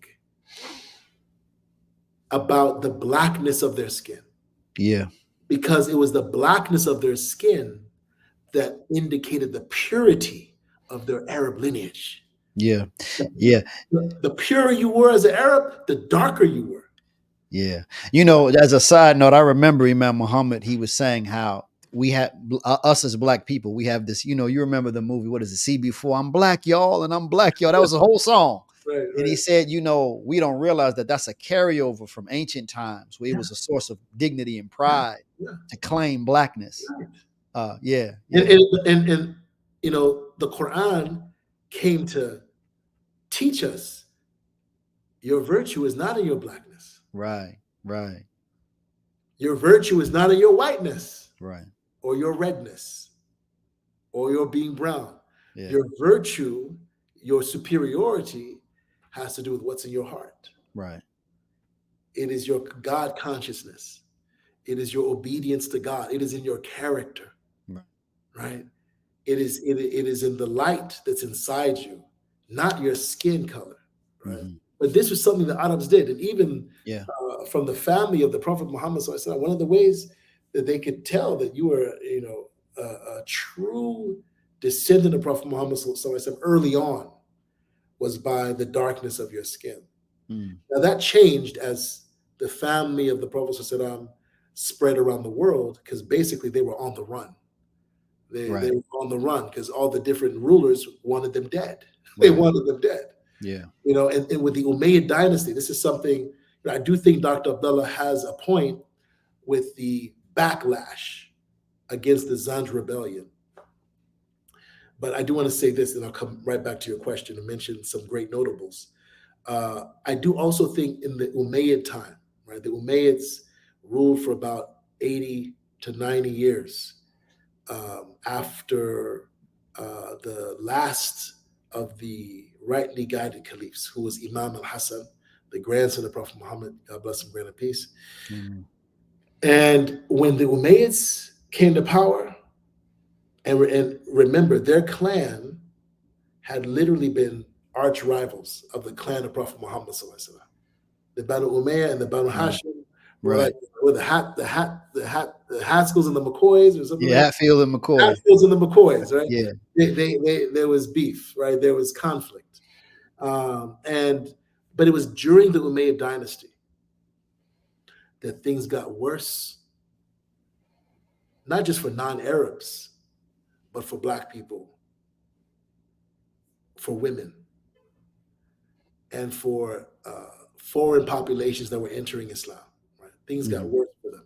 So I think even before the Zanj rebellion, we see this shift away from the egalitarian, the ecumenical, the embracing of every ethnic group, every culture of Prophet Muhammad. We see a shift away from that during the dynasty of the Umayyads. But back to your question, Prophet Muhammad was surrounded by so many beautiful Black people. And from the time he was born, there was a woman named Barakah, also known as Ayman, the mother of Ayman, because she had a son named Ayman. Her name Barakah is from the same root as Barack Obama's name. Yeah, yeah. It means blessing that is permanent and does not leave. And just like her name, she was a blessing that never left Prophet Muhammad. God bless him and grant him peace. She was there when he was born, when his mother, Amina, gave birth to him. Peace and blessings be upon them. And she was there, present, when he died. She's the only companion who was with him all 63 years of his life. Mm. And he used to say about this woman, she was Ethiopian. And he used to say about her, she is my mother after my mother. Mm. The only other woman he said that about was Halima Sa'diya, his wet nurse who nursed him. Yes. Baraka, uh, she buried his mother when he was 6 years old, when she fell ill and died with her own hands. And she's left out. Like you read books on Sirah, and we hear that the Prophet Prophet's mother passed away, then all of a sudden he's with his uncle, Yeah. his Yeah. grand. That's right. That's right. Oh, how did he get to his grandfather? Right. And his grandfather, Abdul Muttalib, passed away when he was 8. And then he's passed on to his uncle, Abu Talib. So we hear about all these father figures, but who was the mother figure in his life? This is very significant. Yeah. You have the last prophet to humanity who's raised by a Black African woman who used to get on his case for fasting all the time. Right? Just like a Black mother would do, right? Yeah. Yeah. Go ahead and have some, have some eggs, right? Yeah. Yeah. That's right. That's right. Get some of those yams in you. Exactly. So she was a part of a whole constellation Yeah. of Black Muslims around him that are mentioned in this book. There are others like Nab'a, who was another woman around the Prophet Muhammad Sallallahu Alaihi Wasallam. There are others like Abu Bakr, who was liberated from slavery by Prophet Muhammad Sallallahu Alaihi Wasallam during the siege of Ta'if, after he ascended to power in the Arabian Peninsula. There are others like this brother. They call him Al-Aswad Al-Habashi. They just call him the Black Ethiopian because we don't know his name. Who came to the Prophet Muhammad Sallallahu Alaihi Wasallam in a state of sadness and abject about the color of his skin. And the Prophet ﷺ uplifted him and let him know that, your beauty is not in the color of your skin. Right. And there's the great Negus. I think we must talk about the Negus, Ashama, the emperor of Ethiopia, one of the superpowers. Again, in most Muslim narrations of this story, it's not acknowledged that Ethiopia was one of the superpowers of the time, right, along with Persia and Byzantine Rome and China. Those are the 4 superpowers during the time of Prophet Muhammad Sallallahu Alaihi Wasallam. And the Negus gave asylum, he gave protection to the Muslims when no one else was protecting them. In fact, you can go to parts of Ethiopia and Somalia today, and you will find mosques that have one mihrab, one prayer niche facing Jerusalem, and another one facing Mecca. Yeah. That's how old Islam is in Africa. So I ask my brothers and sisters who believe that Islam is anti-Black, anti-African, how long do you have to be somewhere to be an indigenous religion? Yeah. You're right. We're talking about over 1,000 years. Right. We're talking again. We going back to Prophet Idris and the pyramids. Right. I mean, how long? If a religion's been somewhere for 5,000 years, is it not yet indigenous? Right. Is it not yet indigenous? Yeah. And we believe that God sent prophets to every community, even in Africa. Li kulli ummatin rasul. And I encourage my brothers and sisters who are African, who follow ancient Egyptian religion or who follow Ifa, to study. There's a great book by a good friend of mine, Dr. Oludamini Ogunnaike. The book's title is Deep Knowledge, 2 Ways of Knowing in West Africa. And the book is a comparison and contrast of West African Muslim spirituality and Ifa, Yoruba religion. Mm. And one of the things that really, that just really blew my mind in this book is he interviews Babalawos. He interviews priests, Yoruba priests. And the Yoruba priests tell him, we believe in Prophet Muhammad. Mm. He's one of the Orishas. Mm. He's one of the ancestors. He's one of the netters, right? If you want to use an ancient Egyptian, right. He's one of the netters. He's one of the principles. He's one of the spirits that we call on. And they have a beautiful story about how the creator, this is, okay, again, Yoruba, you could call it mythology or cosmology. The Yoruba have a myth about how the creator was going to destroy the whole earth. Mm.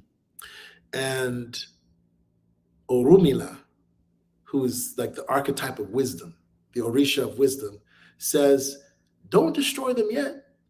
You still haven't sent Afa. Mm. Right? And Afa is described as having a beard, a white robe, a white turban, and a wooden staff. Mm. Right? Yeah. And so the Yoruba priests associate Afa with Prophet Muhammad. Mm. And he says, just send Afa first. Send Afa before you destroy the earth. Right? So there's this, and so we're fighting each other. We're having YouTube debates and battles and street debates, and we're fighting each other, and we don't understand that we may actually have more in common than we realize. Yeah. And so again, around Prophet Muhammad, God bless him and grant him peace, you had Zayd ibn Haritha, who was a black man that Prophet Muhammad had adopted as a boy. Yeah. And an Arab. So he wasn't Ethiopian. He was a black Arab, jet black, they say, with a wide nose and thick lips. And his son was the product of his marriage to Baraka, who I mentioned earlier, Usama. And the Prophet Muhammad, one of his closest companions was Ali ibn Abi Talib, mm-hmm. who's known as the door. Prophet Muhammad is reported to have said, I am the city of knowledge. And Ali is the gate. Yes. Ali was not only his cousin, but his son-in-law. And he raised him himself because Abu Talib was poor. And so all of his children were divided among the family. And Prophet Muhammad, peace and blessings be upon him, he took Ali. Ali is described as being jet black. Mm. Jet black. Prophet Muhammad's uncles are described as being black. Ali is black. Zayd, who's in his household, is black. Baraka, who's the servant of his mother, who's now become his mother, is black. And correct me if I'm wrong. I just read a quote a couple of weeks ago. I believe it was Zayd, where I think this was Aisha, may Allah be pleased with her. She said, had it not been for the fact that he passed away, right, he would have been the Khalifa. Yes. It was something like that. That's how valuable he was in the eyes of our prophet. Yes. There's a saying, and I don't remember the exact quote, but yes, there are words that have been narrated with that import, because the Prophet Muhammad never put anyone before Zayd. Right. If there was a regiment going out, if there was any kind of cohort, and Zayd was among the people, he was the leader. He was always the leader. Right. And his son, he treated his son the same way.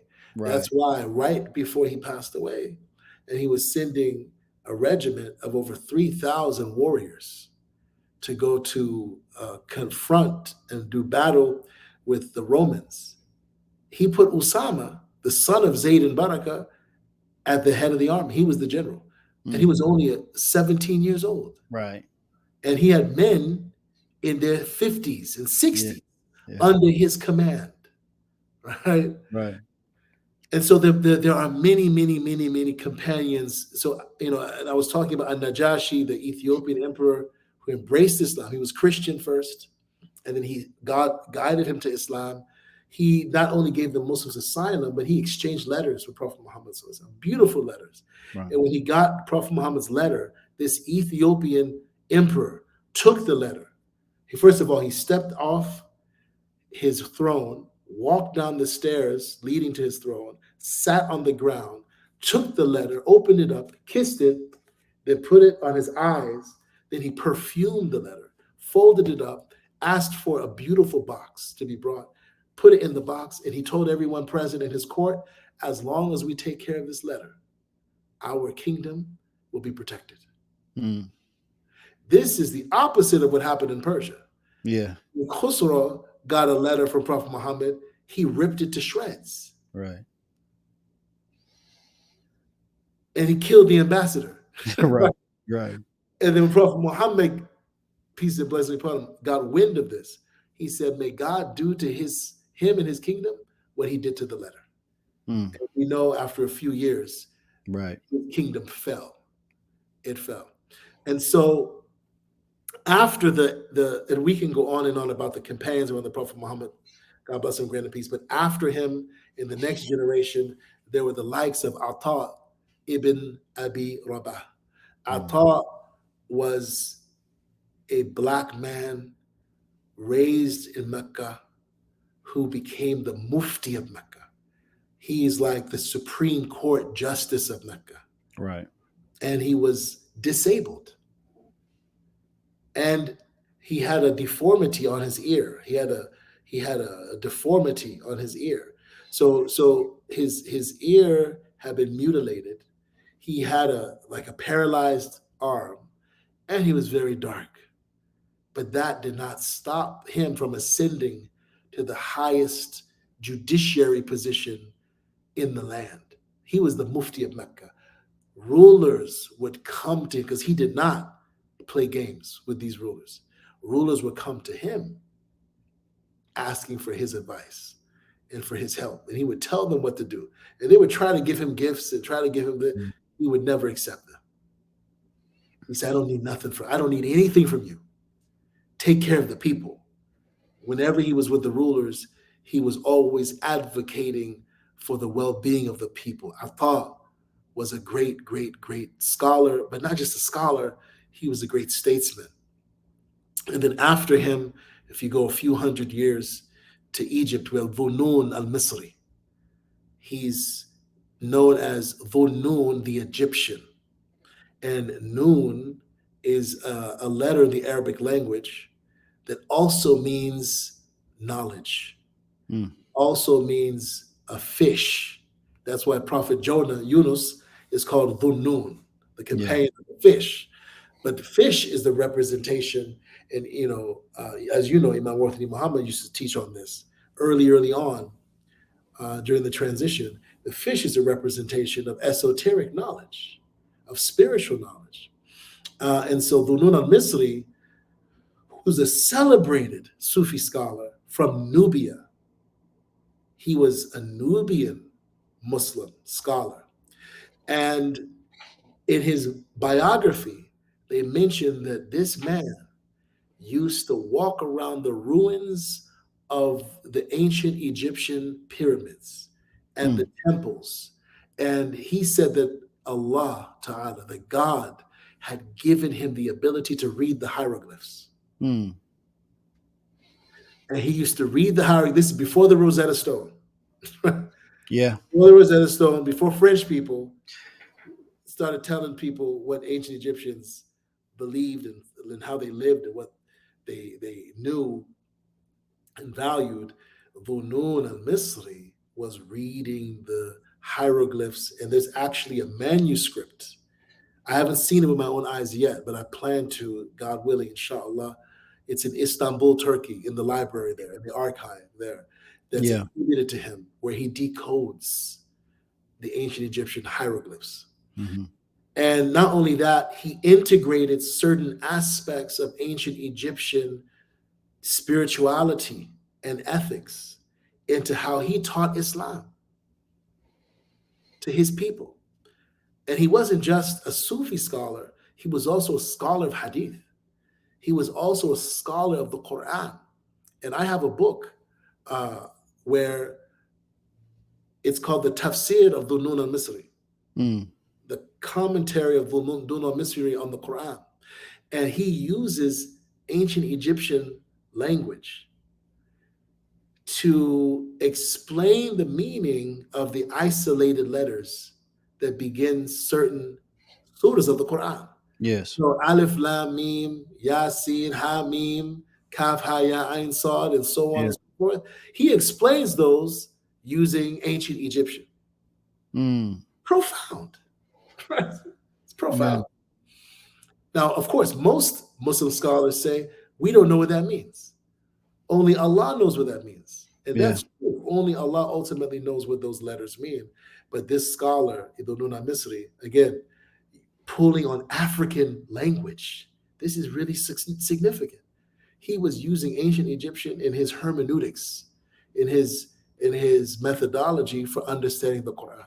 And one of the things that Imam as-Suyuti mentions in this book is that there are words in the Quran that come from ancient Ethiopic, right? Ancient Egyptian, from the ancient Ethiopian language. Prophet Muhammad himself would sometimes speak using words from Ethiopia. And after the Dhunun al-Misri, I'll just touch on one of my favorite scholars. And he's someone I already mentioned. And I'm gonna, mention him because of what he accomplished in his lifetime. Uthman ibn Fodio. He was born, and I'm jumping over many kingdoms, and because there are so many kingdoms, and we should your viewers should know this. Yes, sir. Definitely. Ethiopia, Abyssinia, the Negus and Najashi was just the beginning. That began an unbroken chain.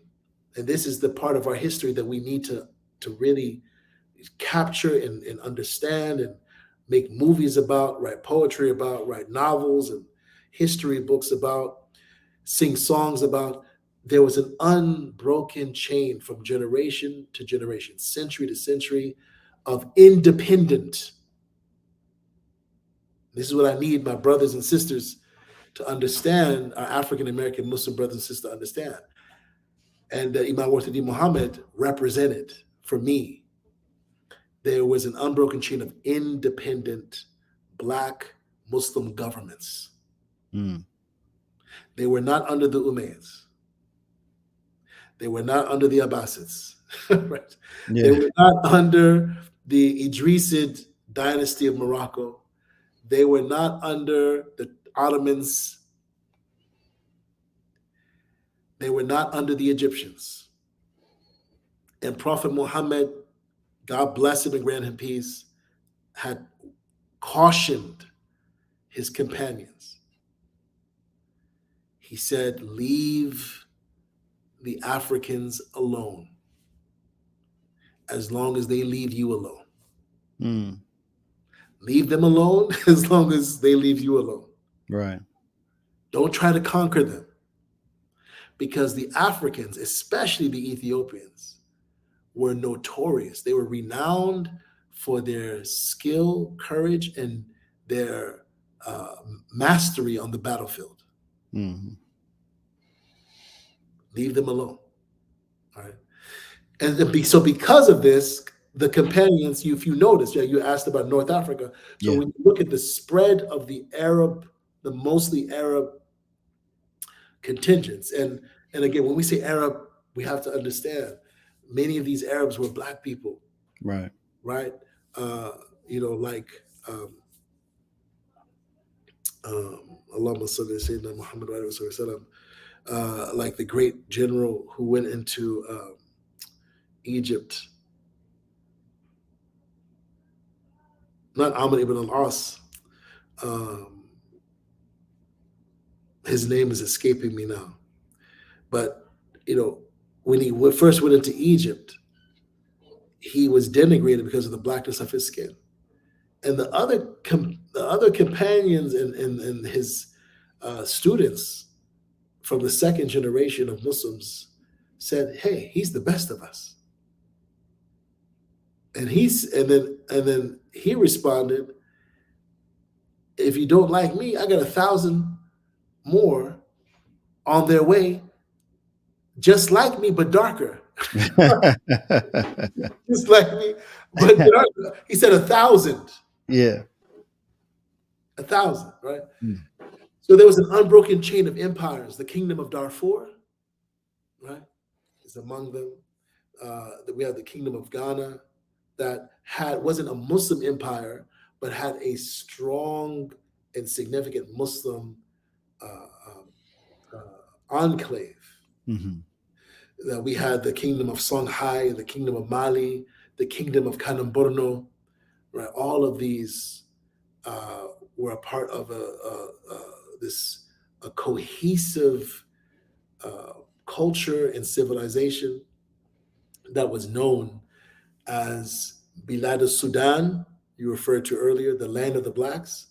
But it wasn't where the country Sudan is today. It stretched all the way from the Indian Ocean, from where we have Djibouti and Eritrea today, the Horn of Africa, all the way across the Sahel to what we know as Senegambia, right? And so Shaykh Muhammad Mendes was one of the most brilliant scholars. He mirrored his life of the life of Prophet Muhammad ﷺ in ways that are beyond the control of any human being. He lived 63 years. His character was impeccable. He was a father. He was a husband. He had his own business. He was also a consummate scholar. He wrote over 100 books, and he was a poet and a warrior and a general, and he established his own empire. And he had a whole family of scholars, some from his family and some from his students and others that were just like him. And they established a caliphate that was 60,000 square miles. Wow. This is in 1803. That lasted 100 years until the British came and destabilized it. And the tradition of the Sokoto Caliphate that he established, it was fed from the east by Kanem-Borno. And they were known for their knowledge of the Quran. We were talking about Ramadan, yeah, of Quran, right? The people of Kanem-Borno had, and continue to this day, continue to have a deep, intimate connection with the Quran. Its recitation, writing the Quran. This is one of the things that distinguishes West African Islam and African Islam in general, is that they don't only memorize the Quran by heart, they memorize it by writing. Right. And in Touba today, the city of Touba, Senegal, you are not called a Hafiz. You can't graduate until you write 4 Qurans from memory. One for yourself. So can you imagine reading the Quran that you wrote yourself? Yes, I mean, with all the letters and all the vowels, and and the marks. They have these marks that are very African, like African motifs throughout. You write one for your mother, you write one for your father, and you write one for your teacher, all from memory. SubhanAllah. You know what? Let me end it, because you were going in a direction, but you mentioned earlier Imam Fode. Yes. And one of the things that sticks out about him, I mean, because you mentioned how there were independent African caliphates or kingdoms. But I know Imam Fode, for example, is representative of an independent African Islamic knowledge tradition. Yes. And what you're saying now is really bringing that to mind. So if you could bring that, a little bit of that forward for us in light of everything else you're saying too. I don't want to stop your train of thought, but yeah. Yeah, so Imam Fode Drame is a contemporary representative of this river that I've been talking about. He was born in Gambia and is a member of the Jahanke indigenous nation, the Jahanke people. And the Jahanke people, they trace their origins, like most West African tribes, back to ancient Egypt. Oh, that's interesting. Yeah, Okay. like if you want to know what happened to the ancient Egyptians, you go to West Africa. You know, I took a the African ancestry test, and they say on my father's side, they trace the Balanta from Guinea-Bissau. Balanta, The yes. Balanta people who came from the Nile Valley because of they didn't specify what was the situation, but for some reason they had to migrate to West Africa. Exactly. I didn't know how common that type of story was. Exactly. Okay. Yeah, almost, I would say 90% of the tribes in West Africa, they have some origin story. It goes back to Egypt, or goes back to Ethiopia, to Nubia, or that goes back to Yemen, or in the case of like my father's people, the Yoruba, they claim to come from Mecca. Wow. Right? And it's actually quite ironic because they claim that they were kicked out of Mecca. They were kicked out of Mecca because they refused to give up worshiping idols. Okay. Yeah, wow. They refused to give up worshiping idols. And it's ironic because about 40-50% of Yoruba are Muslim today. They're Muslim today. Alhamdulillah. But yeah. And so Imam Fode's people, they claim to come from ancient Egypt. And their language, the Jahanke language, actually shares grammar with ancient Egyptian.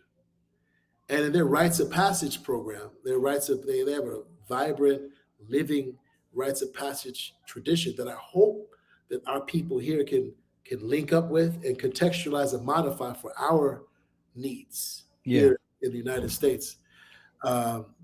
They learn, he told me, thousands of lines of poetry that is ancient.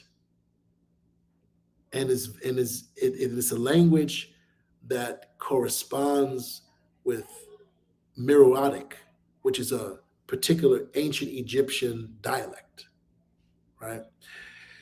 And the Jahanke people, they got to Gambia, they came to Gambia from Mali. So ancient Egypt to Mali, and then from Mali to Gambia and Senegal. And they are a clerisy. They are a tribe that's made up of people that said our identity will be defined by our mastery of the religious sciences in Islam, our mastery of Arabic, and our commitment to the project and the production of knowledge. So they have their own library of books that they wrote. Right. They have mastery of astronomy and mathematics and language, and they have their own way of teaching that's connected to their language, Jahanke, which is a dialect of Mandinka. You know where we get the word Mandingo, right? Black Mandingo, right? That like the word Sambo, and like the word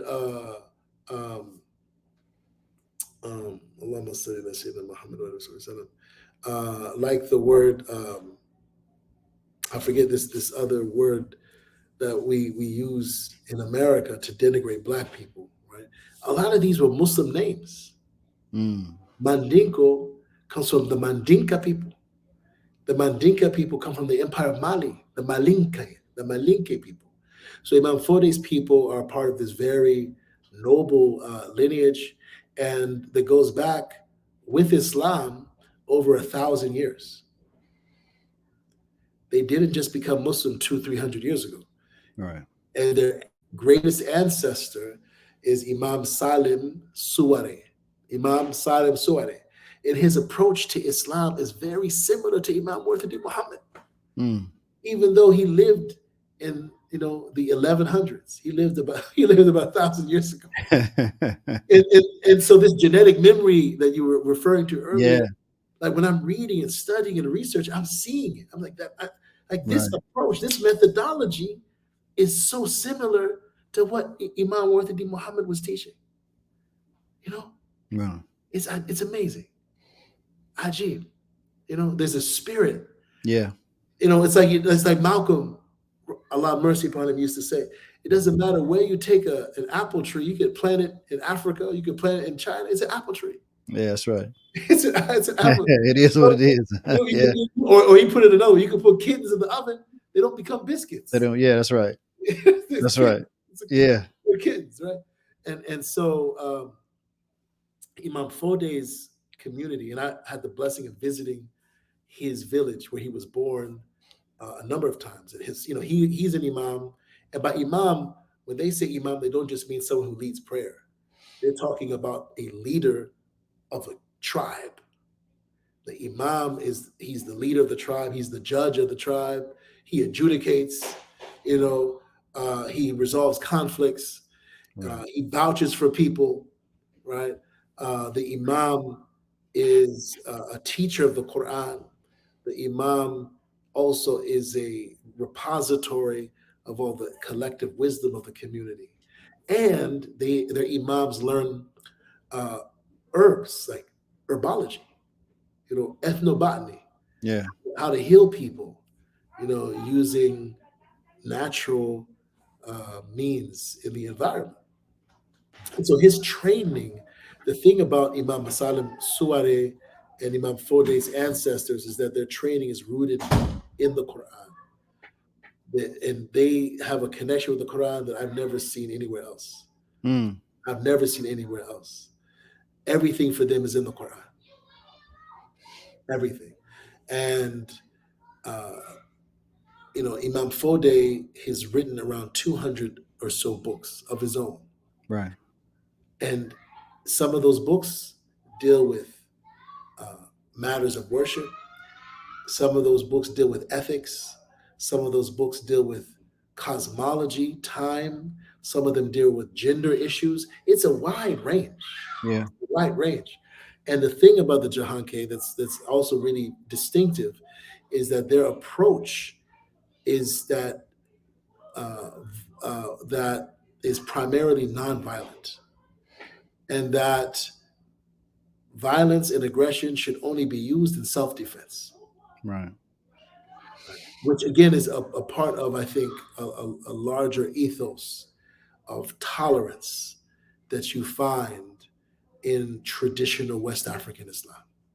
And this is why African Muslims can live side by side with people who practice Ifa or Right. with Christians for so many centuries. Yeah.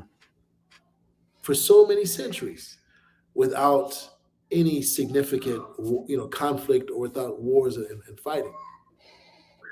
So Imam Fode represents this tradition of nonviolence, of scholarship, spirituality, and spreading Islam not by the sword, but spreading Islam by the board. Yeah. The wooden board, the wooden tablets, the original tablets, right? Before the iPad, Right. right? The law. Yeah. The Yeah. low, exactly, That's the right. low, right? Yeah. And the low, speaking about the inward and the outward and the Yeah. physical, the low is an indication of the low of this in the heavens, the board Right. that's the record in the heavens, right? Yeah. And so their approach to knowledge is rooted in a mastery of Arabic theology, of hadith, of Quran, and they make it very relevant to the needs of their community. And they believe in serving the society. They would open up schools in majority non-Muslim areas to bring literacy to the people. Mm. Just like we had our tradition in the nation with Muhammad University of Al-Islam, Yeah. with Clara Muhammad schools, with Worthity Muhammad High School that, at one point in its heyday had a waiting list Yeah. of non-Muslims, right? That's right. So this is a tradition, education, healing, and leadership. So you covered a lot, Sheikh. That's I mean, there's, and we didn't even, like they say, we dipped the pen in the ocean. I mean, But we cover so much. But before we conclude, however, now I do want to make sure that everyone is aware of the book, because they can get much more insight sure. your translation, and you titled "The Spirits of Black Folk, Mm, Sages Through the Ages." It's mhm. a translation of Imam as-Suyuti's text, "The Excellence of Black People." We have hit the link in the description to purchase the book. You want that in your library, definitely. The month of Ramadan, the month of the Quran. Allah We spoke Akbar. a lot about the Quran. And if we could if you can give some insight into uh the approach to the Quran, the method of how to walk with the Quran throughout the month to get as much benefit as possible for our souls, for our families, for our communities. What would you share? I would reiterate what you said. That Ramadan is the month of the Quran, and it's not only the month of the Quran; it's the month of Scripture. Muslims believe, based on a narration from Prophet Muhammad, peace and blessings be upon him, that the Torah was revealed to Prophet Moses, peace and blessings be upon him, in Ramadan. The Injil, the Evangel, the Gospel, was revealed to Jesus Christ, peace and blessings be upon him, in Ramadan. Mm, The Zabur, what some people call the Psalms, was revealed to Prophet David, peace and blessings be upon him, King David, in Ramadan. Right? mm, So Ramadan is the month of Scripture, and I encourage people who believe in the Scripture to read the Scripture in Ramadan. right, No matter what your religion is, right. read your Scripture. Now, when I started reading the Scripture, God guided me to Islam because I started to think for myself. Yeah. I read the Bible, the Old Testament, the New Testament, and read it critically. So that's the first thing, is reading, and that's the first command that Prophet Muhammad received. Iqra. That's Now right. that command to read, to recite, uh, also has a meaning of connection. So, number one, I encourage everyone to spend every day of Ramadan reading the Quran. And I encourage my brothers and sisters who are friends of other faiths. You may not be Muslim, but I'm telling you, the Quran is for you too. Mm, The healing of the Quran is for humanity. The light of the Quran is for humanity. The wisdom of the Quran is for humanity. The guidance of the Quran is for humanity. And whatever choice you make is your responsibility. I'm not, we don't believe in converting people. We can't convert anybody. All I'm inviting you to do is to read the Quran for yourself and take the benefit of this book, this divine book. And if you're not comfortable with that, then read the scripture that you believe God revealed to your faith tradition. Now, uh, are the children making too much noise? oh no, you know what? It's funny. You picked up on my wavelength, because I was actually enjoying it. I was going to tell I want to tell the audience, look, this, and I shared this. Imam Mendes, he expressed, just, hey, I got children at home and so on and so forth. I say, look, hey, this is what we do when you come to our masjids. Children running all over the place. Right. Islam is a very natural religion, and a part of our nature is to have family. And we don't, one of the things that Imam Suleiman here emphasized when I first moved at the Atlanta Masjid is that we don't want to be a place where we telling children sit down and be quiet. So my children, they come to the masjid just to run around with their friends. Yeah. But that's implanting in them a positive experience about the masjid. Exactly. Exactly. Yeah. So hey man, Thank that's you. music to I my ears, appreciate brother. I appreciate Yes, your sir. generosity, and I appreciate your audience's graciousness. So Allah. number one is to read it, and number two, even in that word "ikra" is Mm, the meaning of connection. So connect the text of the Quran to what's going on in you. Every verse of the Quran is about you. Every verse of the Quran is about you. Every ayah is about you. So, but we need to find where's that connection. Connect the Quran to what you see and what you observe and what you study in the natural world. Connect what you're reading in the Quran to what's going on with current events, with history, with the condition of the human being. Connect what's going on, uh, connect the Quran with what's going on in your dreams. Many of us have an active dream life. But the key to understanding our dreams is the Quran. Mm. There's even a chapter of the Quran, chapter of Joseph, Yusuf, Yeah. Yeah. peace and blessings be upon him, chapter 12, that mentions dreams specifically, right, Yeah. as being the cause for the prosperity of ancient Egypt, right, Right. at a certain point in their history, right, bringing things kind of full circle. So reading the Quran and read it on your own, but is reading it on your own as an individual is excellent. But if you can, and this is in my experience, Imam Rashad, when you have a few people with you, 2, 3, 4, 5 people, and you spend the whole month of Ramadan reading the Quran together, there's just nothing like it. There's nothing like it. And you listen to each other. Prophet Muhammad Sallallahu Alaihi Wasallam said in Hadith, people who yatadarasun, they Yeah. teach each other, they study That's right. together. There's mutuality. Yeah. It's communal. And so I You can, encourage yeah. people to have Quran circles. That's right. That's actually a tradition that I want to institute. I think we've gotten away from that. We And what's interesting, when I went to I still call it Palestine, but it was Jewish. We went to these synagogues. They still preserve that tradition where they study in groups. Yeah. And I think that to that hadith, as soon as you brought, I thought of the hadith. Yeah, tadarasu. It's a mutual exchange. So It's a not only do we have the right. angelic presence, but we don't know. Allah may bless you with insight that opens all of us up, and He may bless me in just that. The going back to the blackness and the nature of the soul, that cipher, that circle, Right. it's important. Meaning that circle of study. So I'm glad you mentioned that. I think we need to bring that tradition back very strong in our masajid.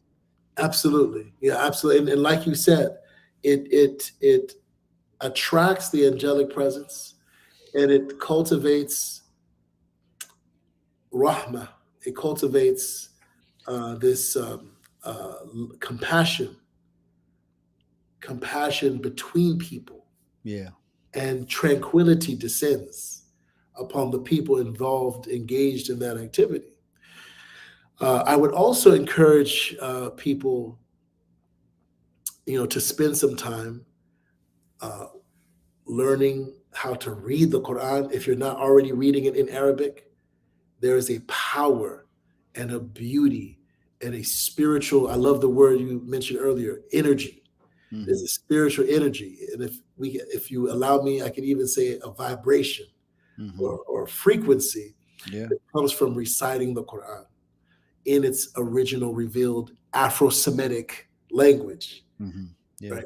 Any Black person, especially, should be proud because Allah could have, if He could have chosen to reveal the Quran in any language, Yeah. He could have revealed it if He chose to Yeah. in Chinese or Latin or Greek Yeah. or but He chose an Afro-Semitic language, right? And I think that's a blessing, right? Yeah. And we love the Quran in any language God revealed, but He chose a language that's near to what we're familiar with Right. as a people, and that should not be discounted in the name of Blackness, right? In the name of Right. Blackness, you're going to deny an Afro-Semitic tongue, Right. right? Also, with Ramadan, what activates the Quran, like having a deep connection with the Quran, is fasting. The reason why we fast in Ramadan, why God has prescribed fasting, it's like a doctor prescribes medicine. Fasting is medicine for us. It's a prescription. And fasting, it empties us of our lower appetites. And that emptying allows us to connect with the Quran with an ease that's usually not possible when our stomachs are full. Right. And so fasting during the daytime, it actually facilitates understanding. And anyone who fasts knows when you fast, especially when you get over the fast, the first 3 or 4 or 5 days, Yeah. you Right. know, You got adjustment. you gotta adjust, right? The body Yeah. has to get used to it. But after you get over that kind of initial period, everyone, Muslim and non-Muslim, they attest. I think my thinking is clearer. That's right. I'm more focused. I have more energy, That's right. right? I can do more. And so when you bring that to study of the book, just the sky is the beginning, right? The sky is not, the sky, the sky, is not the end. The sky is the beginning, right? Right. And so also the I highly recommend Taraweeh. Taraweeh allows people, the community, to come together and again experience the Quran in its recitation in prayer together. And even if you're not praying because of health or physical, just listening, right? Just listening to it, it does something to your soul. It brings a peace and it brings an illumination to your soul. And then I think the last thing that I would say about the Ramadan and the Quran is is to have a focused study, right? So each year I have a question that it just kind of gnaws at my heart. Mm. It's something I want to know more deeply. Bring that question to the Quran. So we talked about, reading it. We talked about studying it. We talked about learning how to read it in Arabic if you're not already. And if you know how to read in Arabic already, learn how to read it better. Learn how to read it with tajweed, right? Right. There's always levels of improvement that we can all engage in. It could, because the Quran is an ocean without a shore. It's an ocean Right. without a shore. But finally, I would say, what are your questions about life? What are the questions, the existential questions that keep you up at night? Whether it relates to your life or to the state of the world or to your family, bring those to the Quran. What is it that you want to know about God? What is it that you want to know about humanity? What is that you want to know about your people or yourself? What problem are you trying to solve? I remember hearing from one of my teachers, there was a sheikh, his name is Habib Ahmed Mashhur al-Haddad. He was originally from Yemen, but lived in East Africa a long time. Yeah. And they say that at least 100,000 people embraced Islam Right. through him, through his teaching efforts, and through his character. And he was giving a talk one day about the Quran. And after the talk, a group of engineers who was in the audience came up to him and said, Sheikh, you just helped us answer some problems we've been struggling with for years. Yeah. Where did you study, you know, thermonuclear engineering or something like Yeah. some subject, like some technical subject? He said, I never studied it. I just Mm. studied the Quran. Right. Everything is in the Quran. And that's not being intellectually lazy. Literally everything is Yeah. it says, وَمَا فَرَطْنَا فِي الْكِتَابِ مِنْ شَيْءٍ. We have left nothing out of the book. Yeah. I hate to cut in, but No, don't please. you're making an excellent point. Even in the sciences, the answers are determined by the questions. Exactly. You have to ask the right questions. Exactly. And I don't know any Muslim to your advice, who says, I approached the Quran with this question or concern on my heart, and they say I didn't find an answer. Right.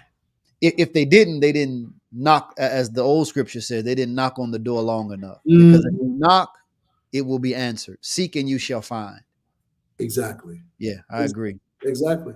And all of this, everything I just described, the study, the recitation, the prayer, the fasting, coming to the Quran with your question, because we're not people, Muslims are not people who tells anyone to believe blindly. Right. It's not a faith of blind, we're not a religion of blind faith. Right. We may tell people to leave their shoes at the door, but bring your brain, bring your intellect, Right. bring your soul. This is a religion that teaches people to see with the light and the vision of the mind and the heart together, because you need both. That's right. You need the vision of the eyes, the physical eyes, the vision of the mind, and the vision of the spirit. Right. Right. To see in all three dimensions. Yeah. Right. That's right. Yeah. To see all three dimensions. And so I want to encourage myself and others, like this Ramadan, it should, all your study, all your recitation, even if you choose to memorization in Arabic or English, it should bring about a transformation. You and I should want to be a better person, a higher being by the end of Ramadan. We want to graduate from the University of Ramadan with advanced degrees. That's right. With advanced degrees. Yeah. That's right. And so something, and and we all, the thing about fasting in Ramadan,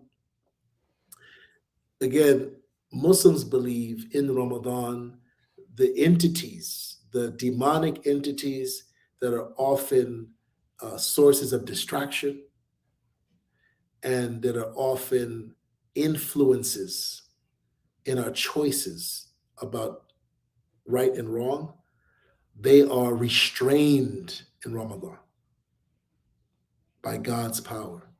And so it gives you an opportunity to see yourself. Right. Right. Like an accountant, it's really interesting that this year Ramadan is, and in last year or two, and for maybe the next few years, it's around tax time, right? Yeah. And so just like you're an accountant, or when you're doing your taxes, you're taking account of your expenses and your earnings. And, that's right. For the year, each Ramadan is a time of accounting. How have I improved or not improved since last Ramadan? You can't blame Satan. Right. You can't blame Satan in Ramadan. Right? And even if you believe that, okay, Satan is not something exterior to me, but there's a principle. Shaitan is a principle. It's a personality. It's an energy that's within me. Still, what did the Prophet Muhammad say? God bless him and grant him peace. That Satan flows through the human being like blood circulates through vessels. Right. But fasting narrows the pathways. It makes it difficult for satanic, demonic energy to flow through us. That's right. Right. So whichever way you look at it, exterior, interior, the point is now you are freer. Right. To make choices. And so let's be about not just fasting, not just giving charity, and we should fast, we must fast, we should give charity, not just reading the Quran, but and of course we should read the Quran. And Imam Qasim Ahmed, who you mentioned, may Allah be pleased with him, he said something, he taught us something really beautiful. He said, even if you can't read Arabic, you can still read the whole Quran by sight. And he would teach us to open up the Quran from the beginning and look at every line and follow it with our fingers, every line. And even though if someone may not understand Arabic or be able to read it, just looking at the Arabic has an impact on you. Imam Qasim Ahmed taught us that. Yeah. And Muslim scholars, there's a saying that goes back many, many centuries, that looking at the Quran, gazing at the Quran, is an act of worship.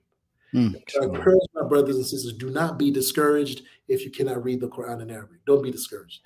Do a sight reading of the Quran from beginning to the end. Just a few pages a day, 10 pages a day, 20 pages a day. You finish it. But again, the intention is transformation. How do I be a better father, a better mother, a better husband, a better wife, a better leader, a better follower, a better businessman, a better employer, a better employee, a better friend, right? That's right. That's what Ramadan is about for me. It's a month of generosity and transformation. Well, Shaykh, we appreciate you for taking your time, for sharing with us everything you have shared. Once again, everybody, please hit the link. We're going to share the link, The Spirits of Black Folk, Sages Through the Ages. That's the book. You can get more insight into Black figures and just the history of African people in Al-Islam.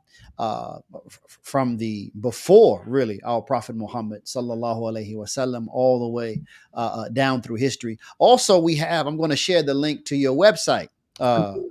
It's a little dated, but that's what I got right now. Okay, no, that's fine. And then also we'll post the link to your social media, not the social media, but the Instagram page, your Instagram channel. Inshallah, man, we got to get you on YouTube, man. If you sharing things like this, you need a channel. I'm at your service, brother. I'm very how's it go?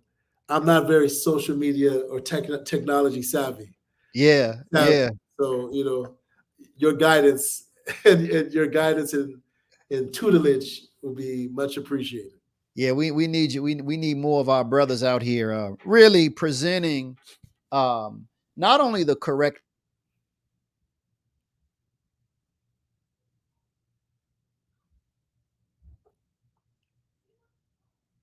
times. We only have a few voices present.